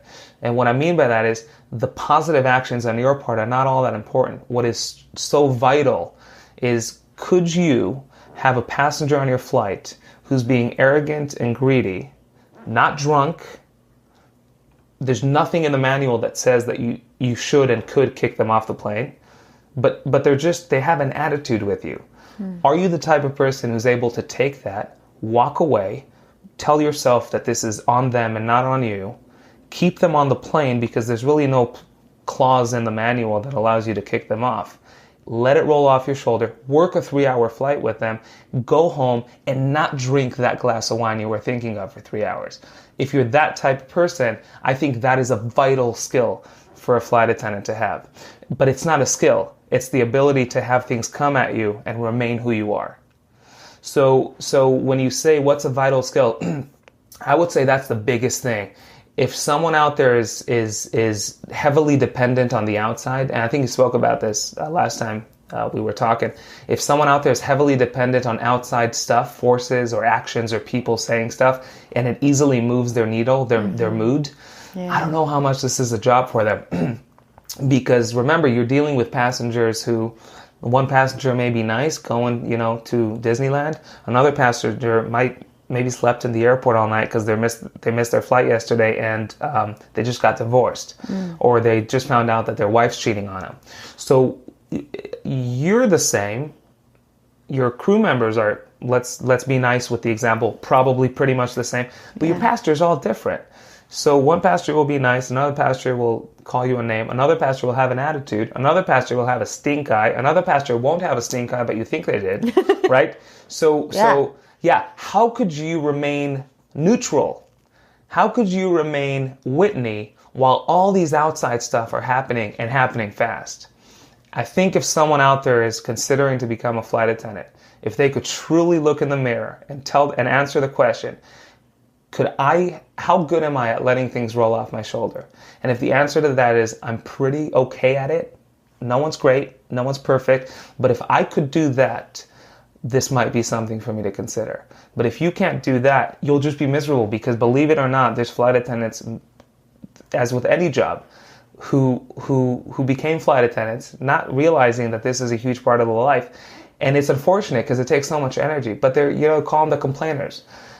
Small stupid things happen in the cabin and they walk to the back and they do this and they start complaining. And I'm not saying they've been here for a year. 30 years this is happening. As if their passengers will change tomorrow.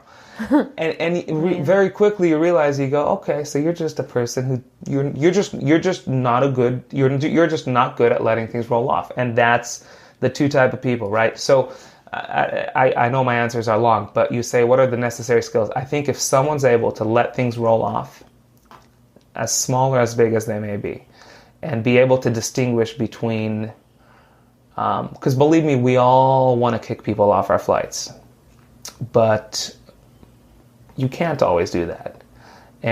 But what if someone's an asshole after you're in the air, right? And you could kick them off, but you're not in the air. So think of these situations. How reactive am I? And I think that's probably, there's so many. I think that's the biggest thing. Are you able to let things roll off? Are you not? Do people get you going easily? And I think if the answer is no, then it's good. Because again, if you're a pilot, back to what we were talking about before, you're locked behind a metal door. If you're a good pilot, you're nice to your other pilot, you're good to go. You take off, you're safe, you know your things. Mm-hmm. You could be a reactive person, probably not even, because you don't want to be that as a pilot. But there's so many things you could be that as a flight attendant, you just be like miserable because you're not dealing with the people. Mm-hmm. So you have leeway. But when it comes to being a flight attendant, you're exposed to people. And not everyone will be nice. And people will have attitudes. And people will complain that they didn't get their choice of meal. And when you run out of cheese plates, they get mad. So if you could be someone who kind of realizes, maybe zoom out, right? Gain some perspective and go, okay, I've never seen this person. I'll never see them again. I need to be nice because it's my job. And if we sold out of cheese plates, I had to be honest. And there's a nicer way of saying it than not. But at the same time, if they get mad, it's not on me, it's on them. Then if you're able to do that, I think you say, what's the top 3 skills? I think that's the number 1 skill. And I think if you have that, everything else is almost learnable. Okay. Right? Because you learn. You get on the line and you fly with someone, and maybe there's a crew member who you don't mesh with. Then you learn. You go to the other galley. Like, you learn what to do. Because there's 4 flight attendants, 2 kitchens, 2 galleys on the plane. So people might say, oh, I think you should have a skill to get along with everyone. But we all call bullshit, because we don't all get along with everyone, and that's impossible. You know why? Because we're human beings. Absolutely. We're not doggies. Even dogs don't get along with everyone, but we're human beings. So every time I hear get along with everyone, impossible. So what are the skills? The skill shouldn't be get along with everyone, but the skill should be what to do when you don't get along with someone, because that will and does happen. Yeah. But those are learnable things, because if you're like in the back alley, you just walk to the front, hang out with the other people, and by the end of the trip, you never see that person again, and you don't have to fly with them again because you could see their name and avoid them. So I think everything is learnable, but the biggest thing, you either have it or don't, is how well things roll off your shoulder. And if the answer to that is no, then this might not be. You'll just be miserable. So makes sense. Yeah, makes perfect sense. Yeah. How often do people ask for your phone number? Oh my God! You know what? Or give you their number on a cocktail napkin. On a cocktail napkin, yeah. Either one of those. How often do people ask you?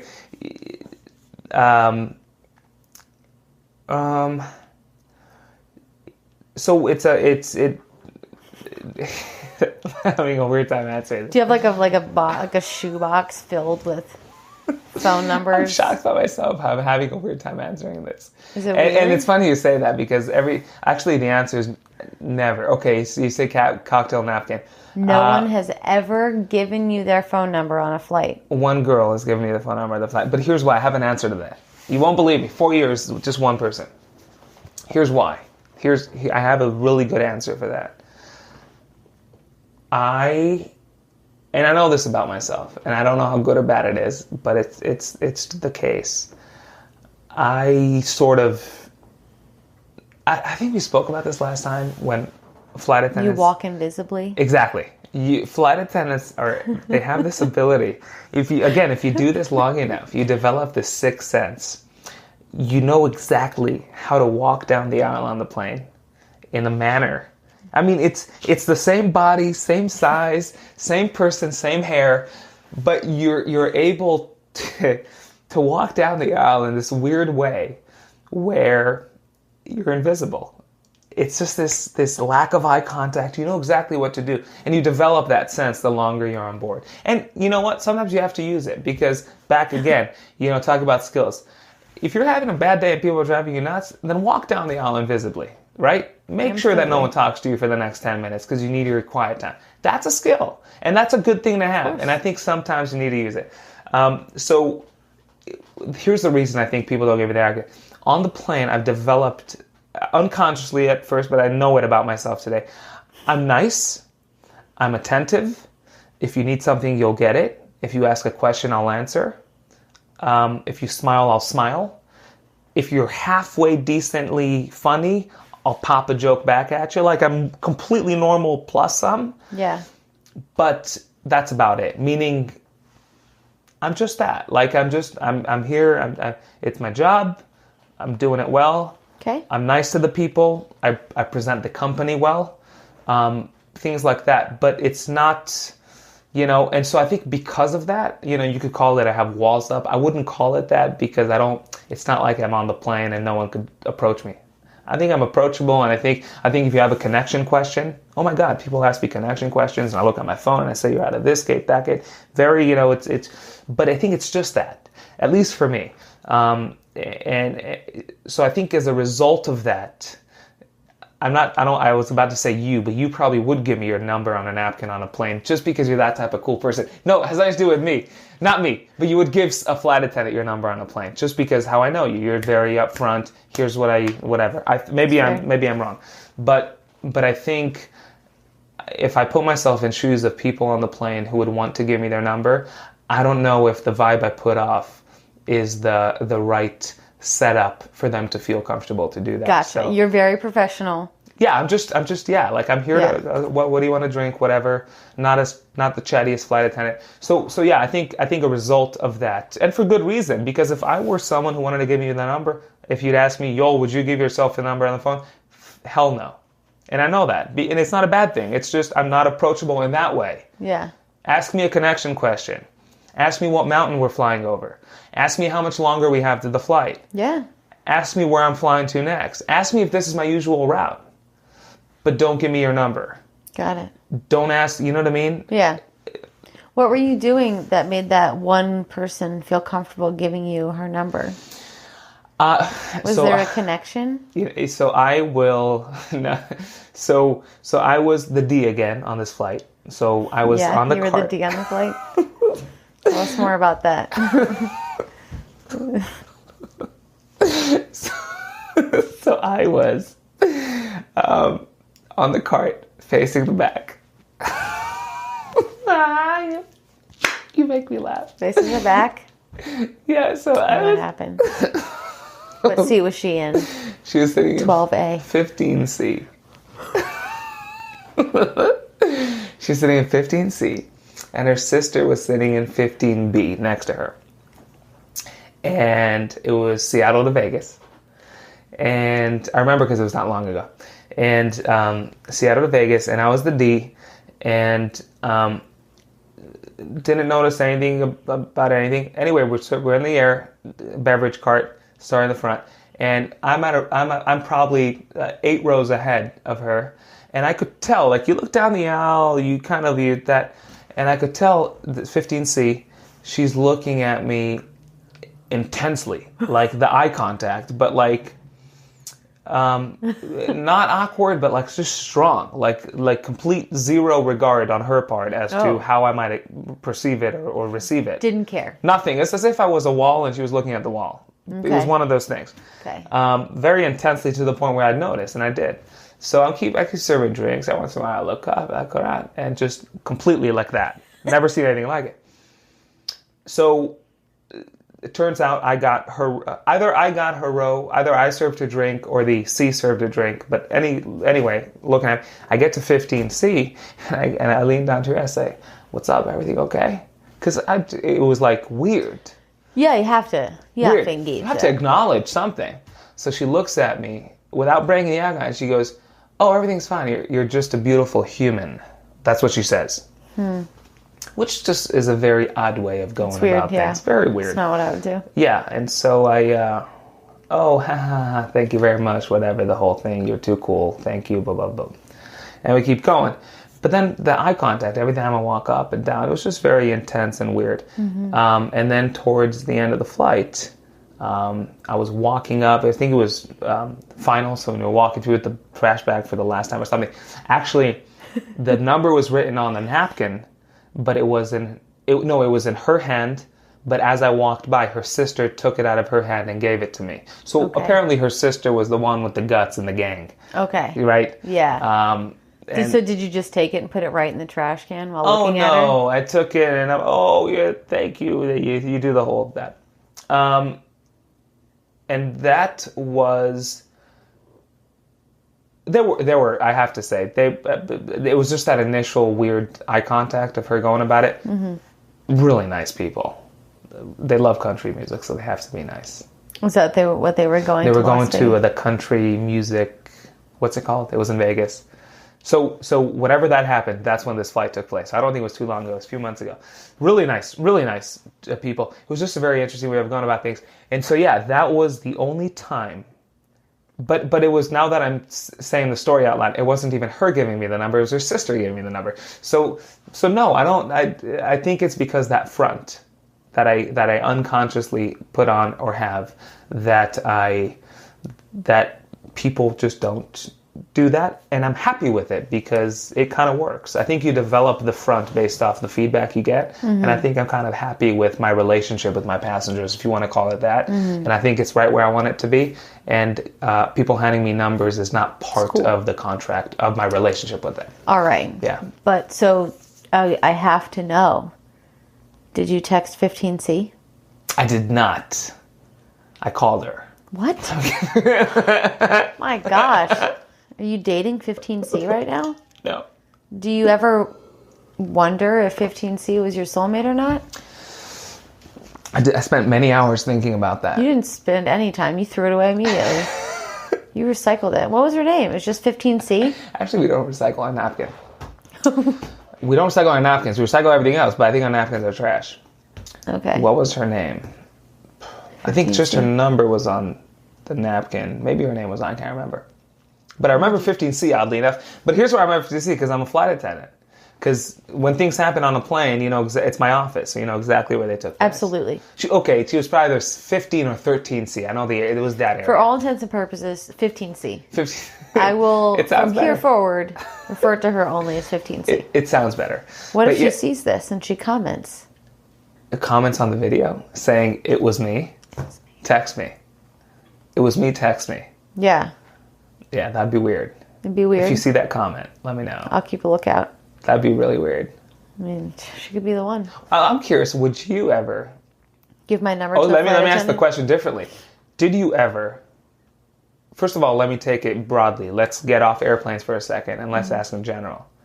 Did you ever give your number to a guy you didn't spend the prior 10 minutes talking with? At least 10 minutes. I'm sure. You're sure, but you can't think of a time. Probably have. So someone I just randomly stare down and I'm like, yep, this one's getting the number. And you give him your number. I feel like I probably have. I mean, I can't think of a good instance. Nothing is coming to me. You're that type of person, but also... But historically, I'm sure that I had the balls at some point where I was just like, lady, excuse me, I've got to do this. What do you think of the whole women taking that first move? I was flying with a flight attendant. I feel great about it. You feel good. Yeah. I knew you'd say that because I know you. But I was flying with a flight attendant yesterday. She's in her mid-60s. She's been single for years. She's like shy. She thinks she's old. She's one of those who, unfortunately, you know, it's so sad. She keeps going, I'm old. And I'm like, dude. You're old, but maybe you're alive. I know people older than you who are younger than you. Like, yes, that's just weird. My mom's one of those. She's older but younger. I get you. I'm on the same page. Yeah. Same page. And she doesn't even look bad, the 65-year-old, mid-60s. But we were talking about, you know, the whole first move thing, and she gave me the whole known famous spiel of I'm old school. I like the guy to take the first move, which I don't have anything against. I mean, everyone do their thing. But it was interesting as I got thinking about it. That's one. Guys don't have. There's no 10 types of guys, or 2 types of guys, meaning the one type believe they should take the first move, and the second don't. There's not a group of guys out there in the world. There's not a Facebook group of males who are believers that women should take the first step.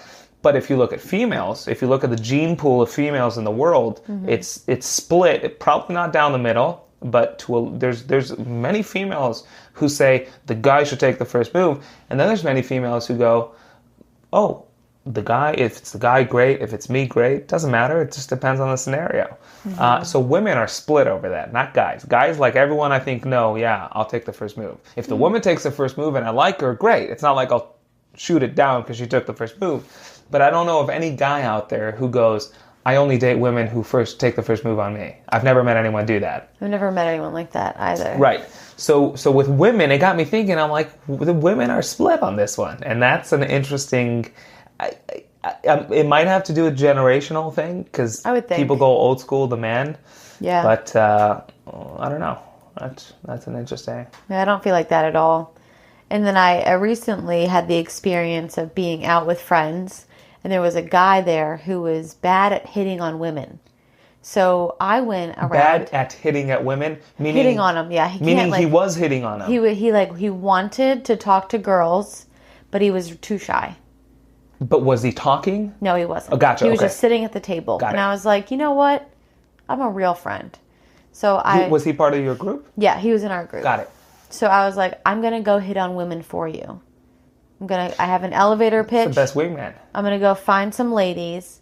And what I understood from that, like when I went up to talk to these women that I thought would be his type, that a lot of them, they were in relationships, or maybe they were gay, or maybe Maybe they were just got saying out of they're a in relationship, relationships or because maybe they weren't gay and you were a woman. yeah. Well, but I approached them under the precedent of like, hey, I've got a friend here. He's great, and he's just a little nervous to come talk to you because you're so beautiful. And I was just wondering if you would like to meet him. Yeah. Because I'm just a firm believer in life is now. Life is always now. And I hate that feeling at the end of a night. Not that like my life is just, I'm hanging out in bars and this is the criteria that I'm judging my life by. Did I hit on that person or not? It's that no door opens if you don't knock. So if you're in a bar. If I'm in a bar. And there's a let's call it someone who's your type, right? I was about to say an incredibly good-looking person. Someone who you find like, holy shit, that's the person I've been looking for. Yeah. Okay. In your head, you go, it would be more painful to go to sleep tonight knowing I didn't approach him than to approach him. Yeah. That's what you tell yourself. Yeah, I'd rather a swing and a miss than never being up to bat. Never swing. So definitely, I would definitely go talk to him. Now, what would you tell a guy, playing devil's advocate, okay, what would you tell a guy, who would say, I like you, I'm attracted to you, spending 5 minutes talking to you, I'm like dying to know more. But because you were the first one to approach me, right? Meaning because you have the balls to do that, that turns me off. What would you tell a guy who said that? Then I know immediately right then that I'm not the one for him. Got it. I don't need to know anything else. Got it. Would you think he's crazy for being that way, or would... No, people aren't crazy for their preferences. I would just say, like, maybe you want to look at that. Maybe that. And how is that working for you? How's that working for you? That you write off any woman that approaches you. Yeah. Interesting. Back to what I said on the plane, women don't approach me because of that, so I can't speak about me.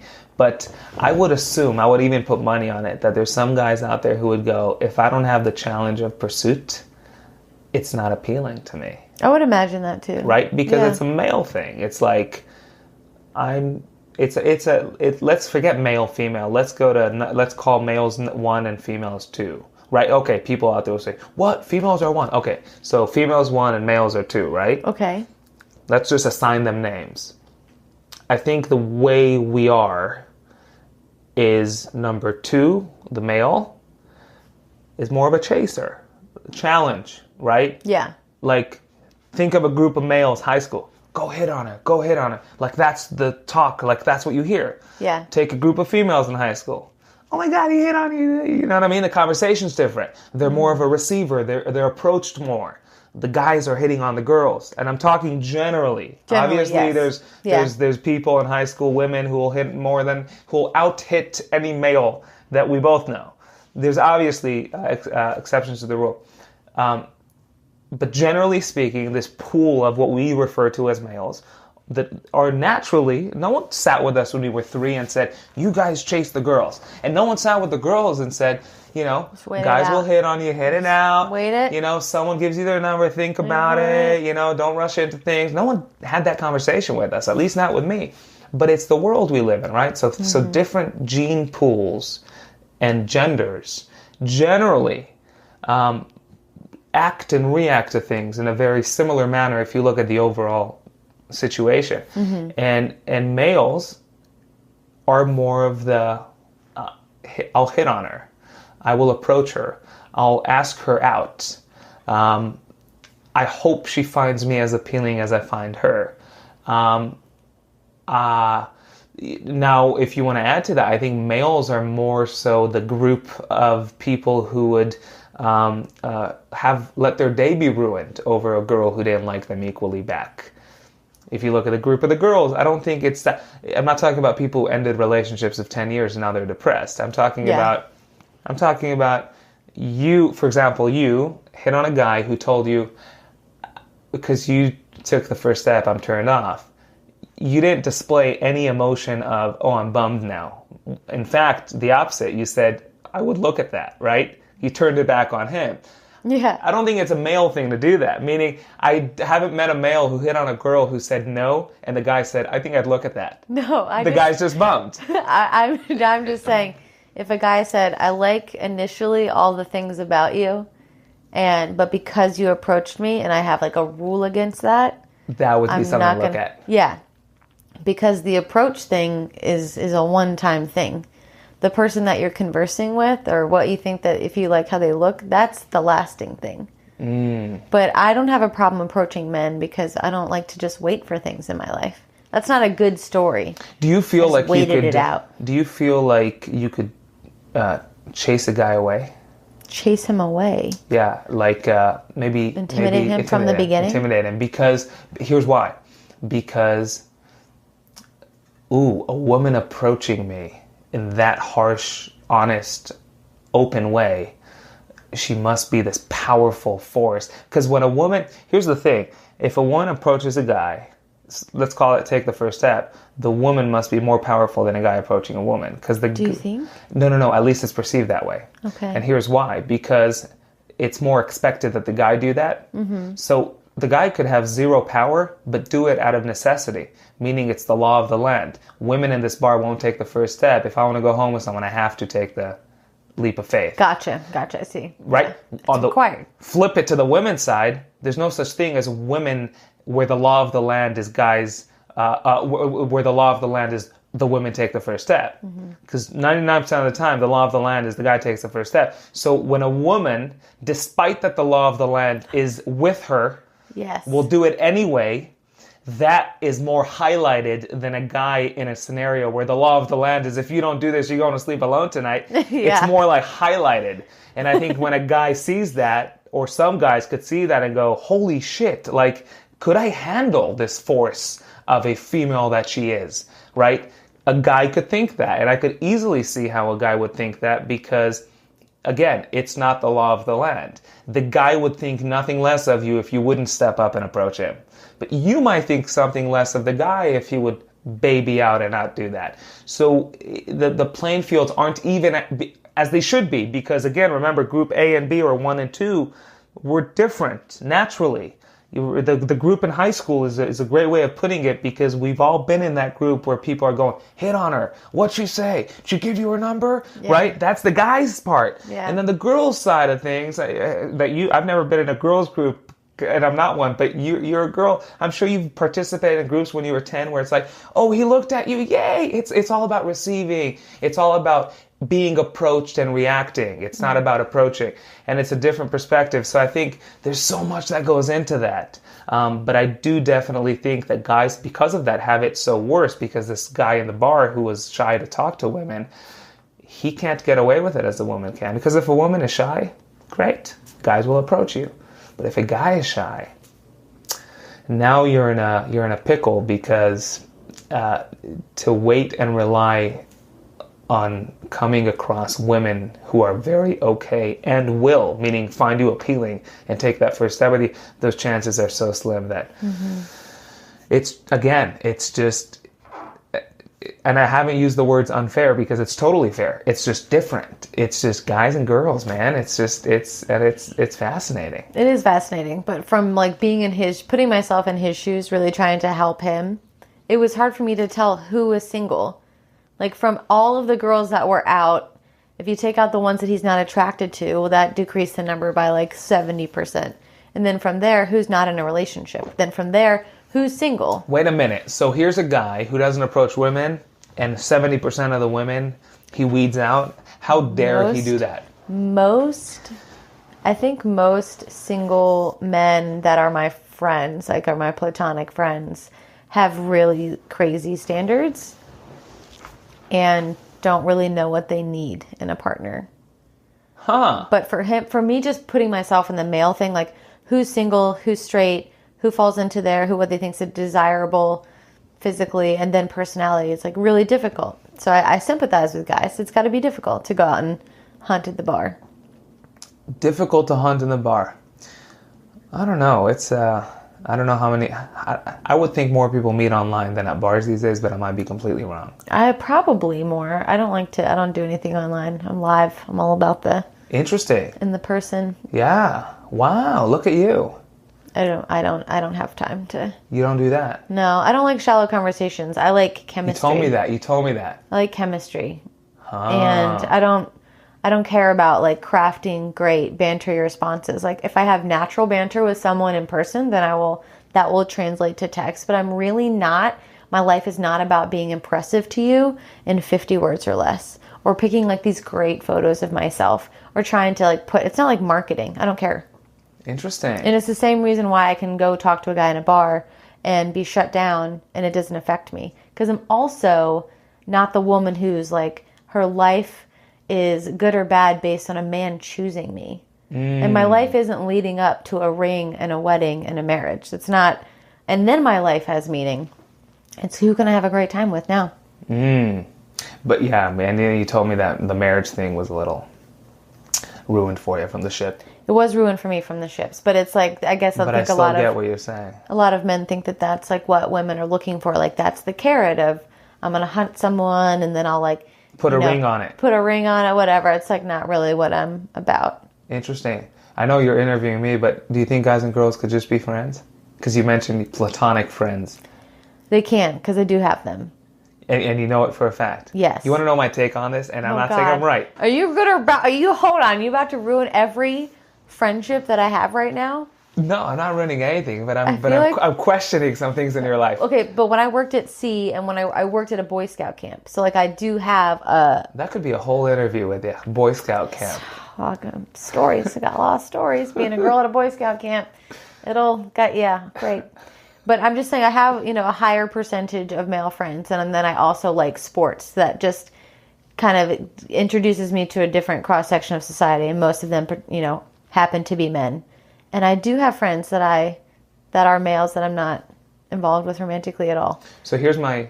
You're about to destroy it. What? I'm not destroying anything, but what I am going to do is I'm going to make you think as to how much people are what you think they are. And I'm not saying I'm right, but all I'm saying is this is my take on things. I'm nervous. Okay, here we go. I always believed this to be true, and I still do. When a straight, let's go with straight, even if you're someone who believes that sexuality is a spectrum, this still applies, because by straight I mean someone who's strictly attracted to the opposite sex. Okay. If you take two straight people of the opposite sex and you put them in each other's vicinity, recognizing the notion that no two people are equal in any way, looks, smarts, brain, anything. No two people are equal. Even twins are not equal. Mm-hmm. No two people are equal. So if you think about it, if you take a straight female and a straight male, there's 0% that they're equally good looking, right? One will be slightly more than the next. And what I mean by that is, not to the outside eye, one will find the other slightly more or less attractive than the other finds them, because no one's equal. Okay. So if you take a straight male and a straight female, automatically one finds the next either more or less attractive than the next finds them. It just happens. I think in a situation where the two people are truly straight, and by that I mean a healthy male who, when he's in the vicinity of someone who's semi-halfway decent looking female, he's attracted to, meaning it triggers stuff in his biological, it moves stuff in the male that's him. Okay. And the female is straight in the sense that when she's around a male who's halfway good looking, decent, nice, sweet, kind person, it moves stuff in her. Mm-hmm. I think if you take that scenario of two straight people of the opposite sex, who especially if they're halfway decent, good looking, good people, eventually, might not be in the beginning, eventually a point will come where one person will find it tougher to just remain in that category than the next.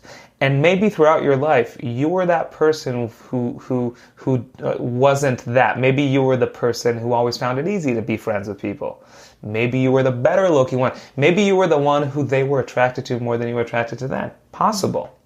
But eventually, and here's where I'm getting at with it. I would put $100 if I sat 8 out of 10 of your platonic friends in a lie detector machine, a chair, and I asked them bluntly blank, would they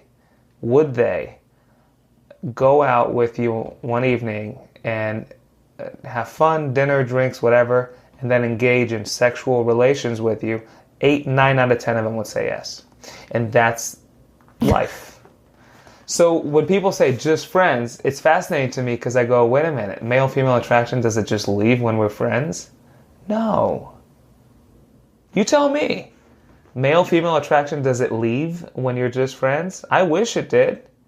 Does it go away? Are you now attracted to dogs and not females when I'm just friends with a female? Like, how does that work? I don't know. I guess I think it just mentally goes into a different. Because you don't view the person that way. Yeah. And I totally agree with everything you're saying with one person, but two people aren't equal. Yeah. Meaning it's impossible for someone to view you the way you view them. Yeah, and I guess I've never checked in with people. The person with the lesser ability to do what you do, meaning place people in the friend category, friend zone, they're the ones who are eating the bullet. Because every time they're around you, it's suffering. It's like, oh shit, I'm so attracted to her, and it's like, we're just friends. You're not feeling any of that.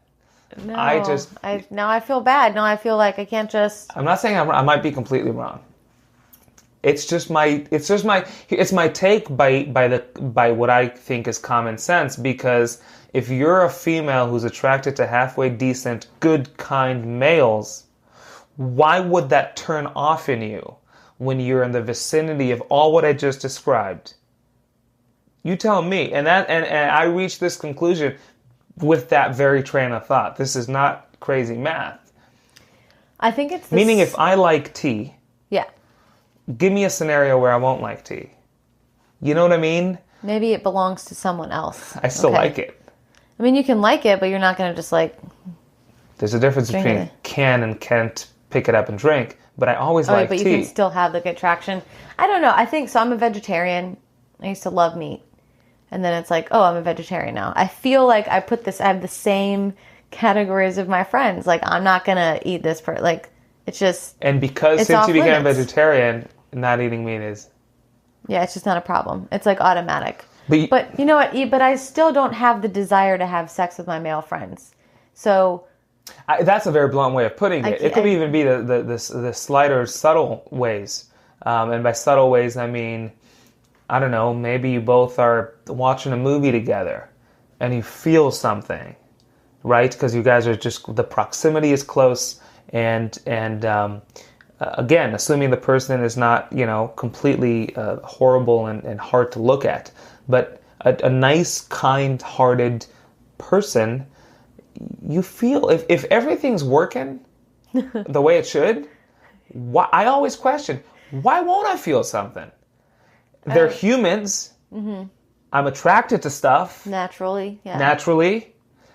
Nothing in the situation is different, meaning there's no switch to turn on or off in our body. I wish there were a switch like here where you turn it off and now you're not attracted to anyone. And then when I leave a setting, I turn it back on. Life would be great. But for myself throughout life, knowing myself, and I'm not ashamed of saying this, my attraction to fellow people of whom I'm attracted to is constant. Meaning it's not like it changes or goes away or comes back or intensifies when I'm in different settings. No, I'm around human beings in life, and at sometimes I come across people who I'm attracted to. Sometimes I come across people who I'm not. Sometimes I come across people who I want to learn more about. Sometimes I want to come across people who I don't want to be around.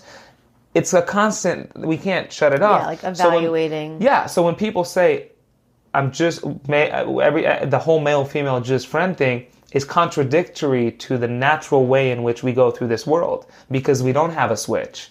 And so I've always viewed that as, if I'm a straight woman, I'm putting myself in your shoes for a second, if I'm a straight woman who's attracted to guys who look like XYZ, even if I have what I call a friend who's that XYZ, if everything was working right, I should be feeling that, because I feel that towards XYZ.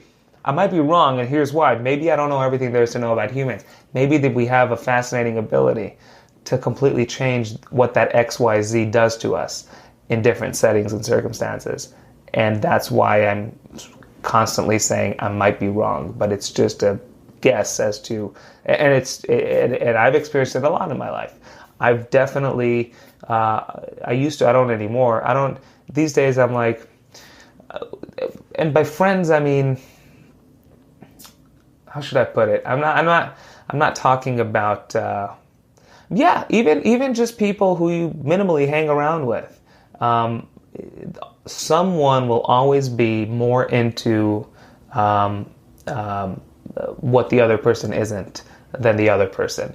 And it might be this person, it might be that person, but we're humans and things happen, and we drink a tea and it's too hot, so we react. We're around someone who we're attracted to, so we react. That's how the human thing works, and this whole notion that we become unhuman when we're just friends fascinated me always. I guess I don't know that I've ever been aware of, oh my gosh, I'm friends with this guy. Now it's really difficult for me to be friends with this guy because I'm attracted to him and I don't know how to deal with my Maybe feelings. He's the one who goes to sleep at night struggling. You never know. So now I'm just feeling like a bad person. You should never feel like a bad person. Because I'm throwing off the power structure in all these bars. Just being like, hey, you, why don't you, let's do this. No. And then having friends with males and I'm just torturing them. You should not that. But again, I think I'm actually, I think I'm adding, if I were a woman, I'd be happy hearing what I'm saying, because I would feel a little, if I knew that as a pretty good, attractive woman, there's the possibility that straight males could be around me for quite some time and not feel anything for me. That would bother me. Okay. That would bring me down. I think if I were a woman, I would love hearing that, yep, you'd have a really hard time being my friend because I'm attractive. That's what I'd want as a woman. And I hold that to be the case. But again, I'm just trying to play devil's advocate and put myself in a woman's shoe and see things how I know how I go through life, and I feel things I feel different things in many different scenarios for different people. But I always found it interesting how, I wish I could shut things off when I'm just now. All I've spent the past few minutes talking about are feelings and attraction, not actions, right? There's a big difference. All I spent the past 10 minutes talking about are things that are triggered in me, reactions, natural reactions that happen when my attraction sensors, or whatever you want to call them, come across in the vicinity of something that triggers that and makes me feel attracted. Doesn't mean I'll have to act on them all. In fact, as human beings, we have incredible self-control. You could be crazy attracted to someone, and I believe every single one of us has the ability to not act on any of that, which is, again, talking about dogs before, that's a beautiful human gift. We don't only have this amazing brain to think with and to feel deeply and to be attracted to things, but what we were also given with it was this amazing ability to self-control. And so I spent the past 10 minutes talking about feelings and reactions, natural reactions that I'll feel and think in my body when I'm in different scenarios. But there's millions of people out there, including myself, I know females in my life. I don't touch every one of them. I didn't touch most of them, right? And so I think there's a big difference between what we feel and what reaction happens in us to what we do and how we act on things. So what I mean by you can't just be friends, what I really mean by that is you can't turn off the feeling part. Obviously, you could, and you do turn off the action part. You don't touch your friends. But that feeling inside, either it will be you or it will be them who at some point, while hanging out, will feel, shit, I'm so attracted to them, the things I would do to them right now, right? This whole thought that we all had at some point. So that's what I mean by you can't turn that off. It's that feeling. It's that natural thing that happens, not actions. Actions we have full control over. But yeah, that's why I asked if you think boys and girls should be, because it's an interesting topic to talk about, and many people have different experiences in life and different opinions and different takes, and they view it differently, and people view sexuality differently, and so it feeds into these intricate ways of viewing the subject, and I think it's fascinating. So it is fascinating. Yeah. And I hopefully still have male friends after this discussion. No, you do. Now I'm going to be thinking about it all the time. I'm going to be like, are you more attracted to me or am I more One is attracted definitely to you? more to the other. Even if you frame it differently and say one is less attractive than the other, attracted to the other than the other is, what that really means is that the other one is slightly more. So I'm not saying that one has to be completely enamored. All I'm saying is one will always be slightly less, which will leave the next to be slightly more by default. Totally. So Makes perfect sense. So yeah, I'm just, again, going based off as much as I know about being human, and I have a few years of being that myself, and I could just talk based off that. And I'm not going off any books I read, or it's just, this is my take on things and my experiences. Again, I wish I'd have a switch to switch that attraction off towards people or situations that I wish it wouldn't that. Yeah. We could sit and talk for as long as you want, but you probably have yeah. When do you work again? You got to work tomorrow? I do. I work not tomorrow, but the following day. What's your schedule like? All over the place. So it's not like Monday through Friday, obviously. It's kind of all over Literally the place. all over the place, but that's the cool. It's funny how we're coming back to the flight attendant thing, which is great to wrap things up. But that's another thing with the flight attendant job is the schedule. I mean, I've never seen anything like it. As I think it would be impossible to manage this type of schedule with, office 9 to 5 type things, just because again of the dynamics and what the job is and how it all works. But you could make your job Monday through Friday, same Orange County turns. Again, obviously it comes with seniority and your ability, what you can hold or not hold, or you can make the job all over the place. And these days for me, just as a result of it's compensating where my life's at and what's happening in my life. And these days for me, if you talk to me in a month, it'll be different. But these days I work day turns and it's all over the place. So I worked yesterday, I'm off for 2 days. I work the day after tomorrow. And then I work 3 more days after that, and then I'm off, and then I work again. So it's literally all over the place. But that's the cool thing about the job. And I say cool because it's not one way or another, like it or not. Too bad you could leave. It's literally a situation where, oh, you want Monday through Friday? Monday through Thursday? Monday through Tuesday? Saturday through Sunday? You don't want to work at all? You want to work a lot? Crazy. So that's a huge thing that so many jobs don't have. I think because they can't physically offer it. It's impossible to juggle things. But when your office is an airplane, and we fly to all these places, then think about it. Your shifts every day, if you want to call it that, will naturally be different. Because if you fly to Hawaii, your shift is 5.5 hours. If you fly to Phoenix, your shift is 2.5 hours. If you fly to Vegas and back, your shift is 7 hours. If you fly to Phoenix and back, your shift is 8 hours. So it's a very, and that's another thing that keeps things fresh and interesting, which for me kept me going because that's the type of person I am. Yeah. Other people, if you need your constant gym at 9 p.m. every night in your neighborhood, like not a hotel gym, forget about it. If you're someone who could maybe get over that, then you struggle for a year and get over it. But it's yeah, even if you're a gym person and you do get gyms, it's a different gym. You might go to Salt Lake City and work out in the gym in the hotel we stay at there, and the next night you're in Kansas City and the gym is slightly nicer or not nicer, and then you go to Hawaii and the gym is better or worse, and it's a very interesting thing. But it's time goes by fast.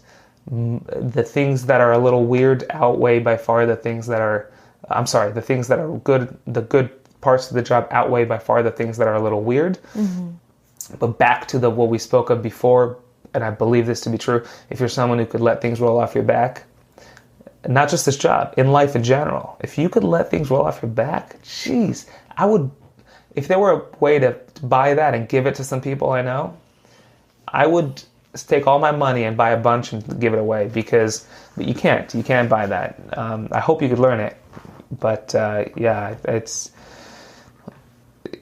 take you a long ways, yeah. Absolutely. Yeah. God, I talk a lot. You have a lot to say. Wow. How long do you think we've been talking? How long we've been talking? Do you want to take a guess? We both don't know. We could only guess. Let's see who comes closer. I'm going to say that we talked the same amount that we did last time, which was like an hour and 42 minutes. Was that what we did last time? Something like that. Yeah, that was about what I wanted to say. But I can't say the same number as you, so I will go crazy, right? Oh, back to the first question of what's the crazy thing. Let's go crazy with this and go 2 hours. And how can we tell how long? I'll say 2 hours. Okay. We'll figure it out. Okay. When we watch it. Cool. Is there any specific way you want to end this? You're awesome. Would you recommend being a flight attendant Of course. everyone? To everyone? 100%? Oh, wait a minute. I answered before you finished the question. Would I recommend to everyone to be a flight attendant? Mm-hmm. Of course not. But I think those who shouldn't be, I think most of them probably know that they shouldn't and they're not considering it. So, great logic, yeah. Yeah, I would hope at least. But would I recommend this job for those who are on the fence and they're not sure and they're hesitant and they are very skeptical as to what they might face once they're out there? I would, and here's why. Because as with anything in life, but especially with this, as humans, we're fascinating. If I could put you through anything, and if I do it for long enough, your body will adapt, your mind will adapt, you will adapt. And that's, again, the gift of being human.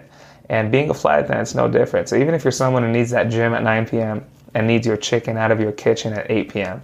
and wakes up at 7 and drinks that coffee out of your coffee maker at 6 a.m., even if you're that type of person and you have a little bit in you that's willing to look into maybe moving past that or maybe changing a little bit of that or letting go of the control, if you do the flight attendant for long enough, you'll adapt and it will become the new normal. Because many have, and I'd say go for it, absolutely. Yeah. Great. Yeah. Awesome. Great. Thanks for interviewing me. My pleasure. My pleasure. I want to learn how to do this. I hope you had as much fun as I did. I loved it. I hope you loved it as much as I loved it. I loved it more. I've learned that two people can't love things the same amount. I loved it. I was way more attracted to it than you. Than I was. Yeah, way more. That's awesome. Well, now that I've lost every friend I've ever made, that's a male. Oh man, no! Thanks for doing this. I enjoyed it. Super fun. Yeah. Handshake. Shake my hand. Make it official. Okay, here we go. Handshake. Powerful handshake you have there. Awesome. Powerful. Yeah. How was your tea? It's good. It's gone. Oh my god, it's almost gone. I drank all of my vodka. If you want to know how long we sat, 2 hours and 10 minutes. Stop. Yeah. That's crazy. It goes by so fast. It goes by so quickly. Where's this? 2 hours and 10 minutes. Okay, so we definitely. I feel like. Okay, you win because you said I won. 2 I said 2 hours. Yeah, I said an hour 40. Man. Yeah. There's so much to talk about. I could talk for days. Well, I mean, you've got like a great life to talk about. You have as opposed to what I do have, I think, a lot. And then you have a lot of observations and philosophies about the life that you've had. Yeah. And then you've got this really intense 4 years in this job. Yeah. I'm definitely an observer, I think, and I love talking. So if I'm trying to, there you go. I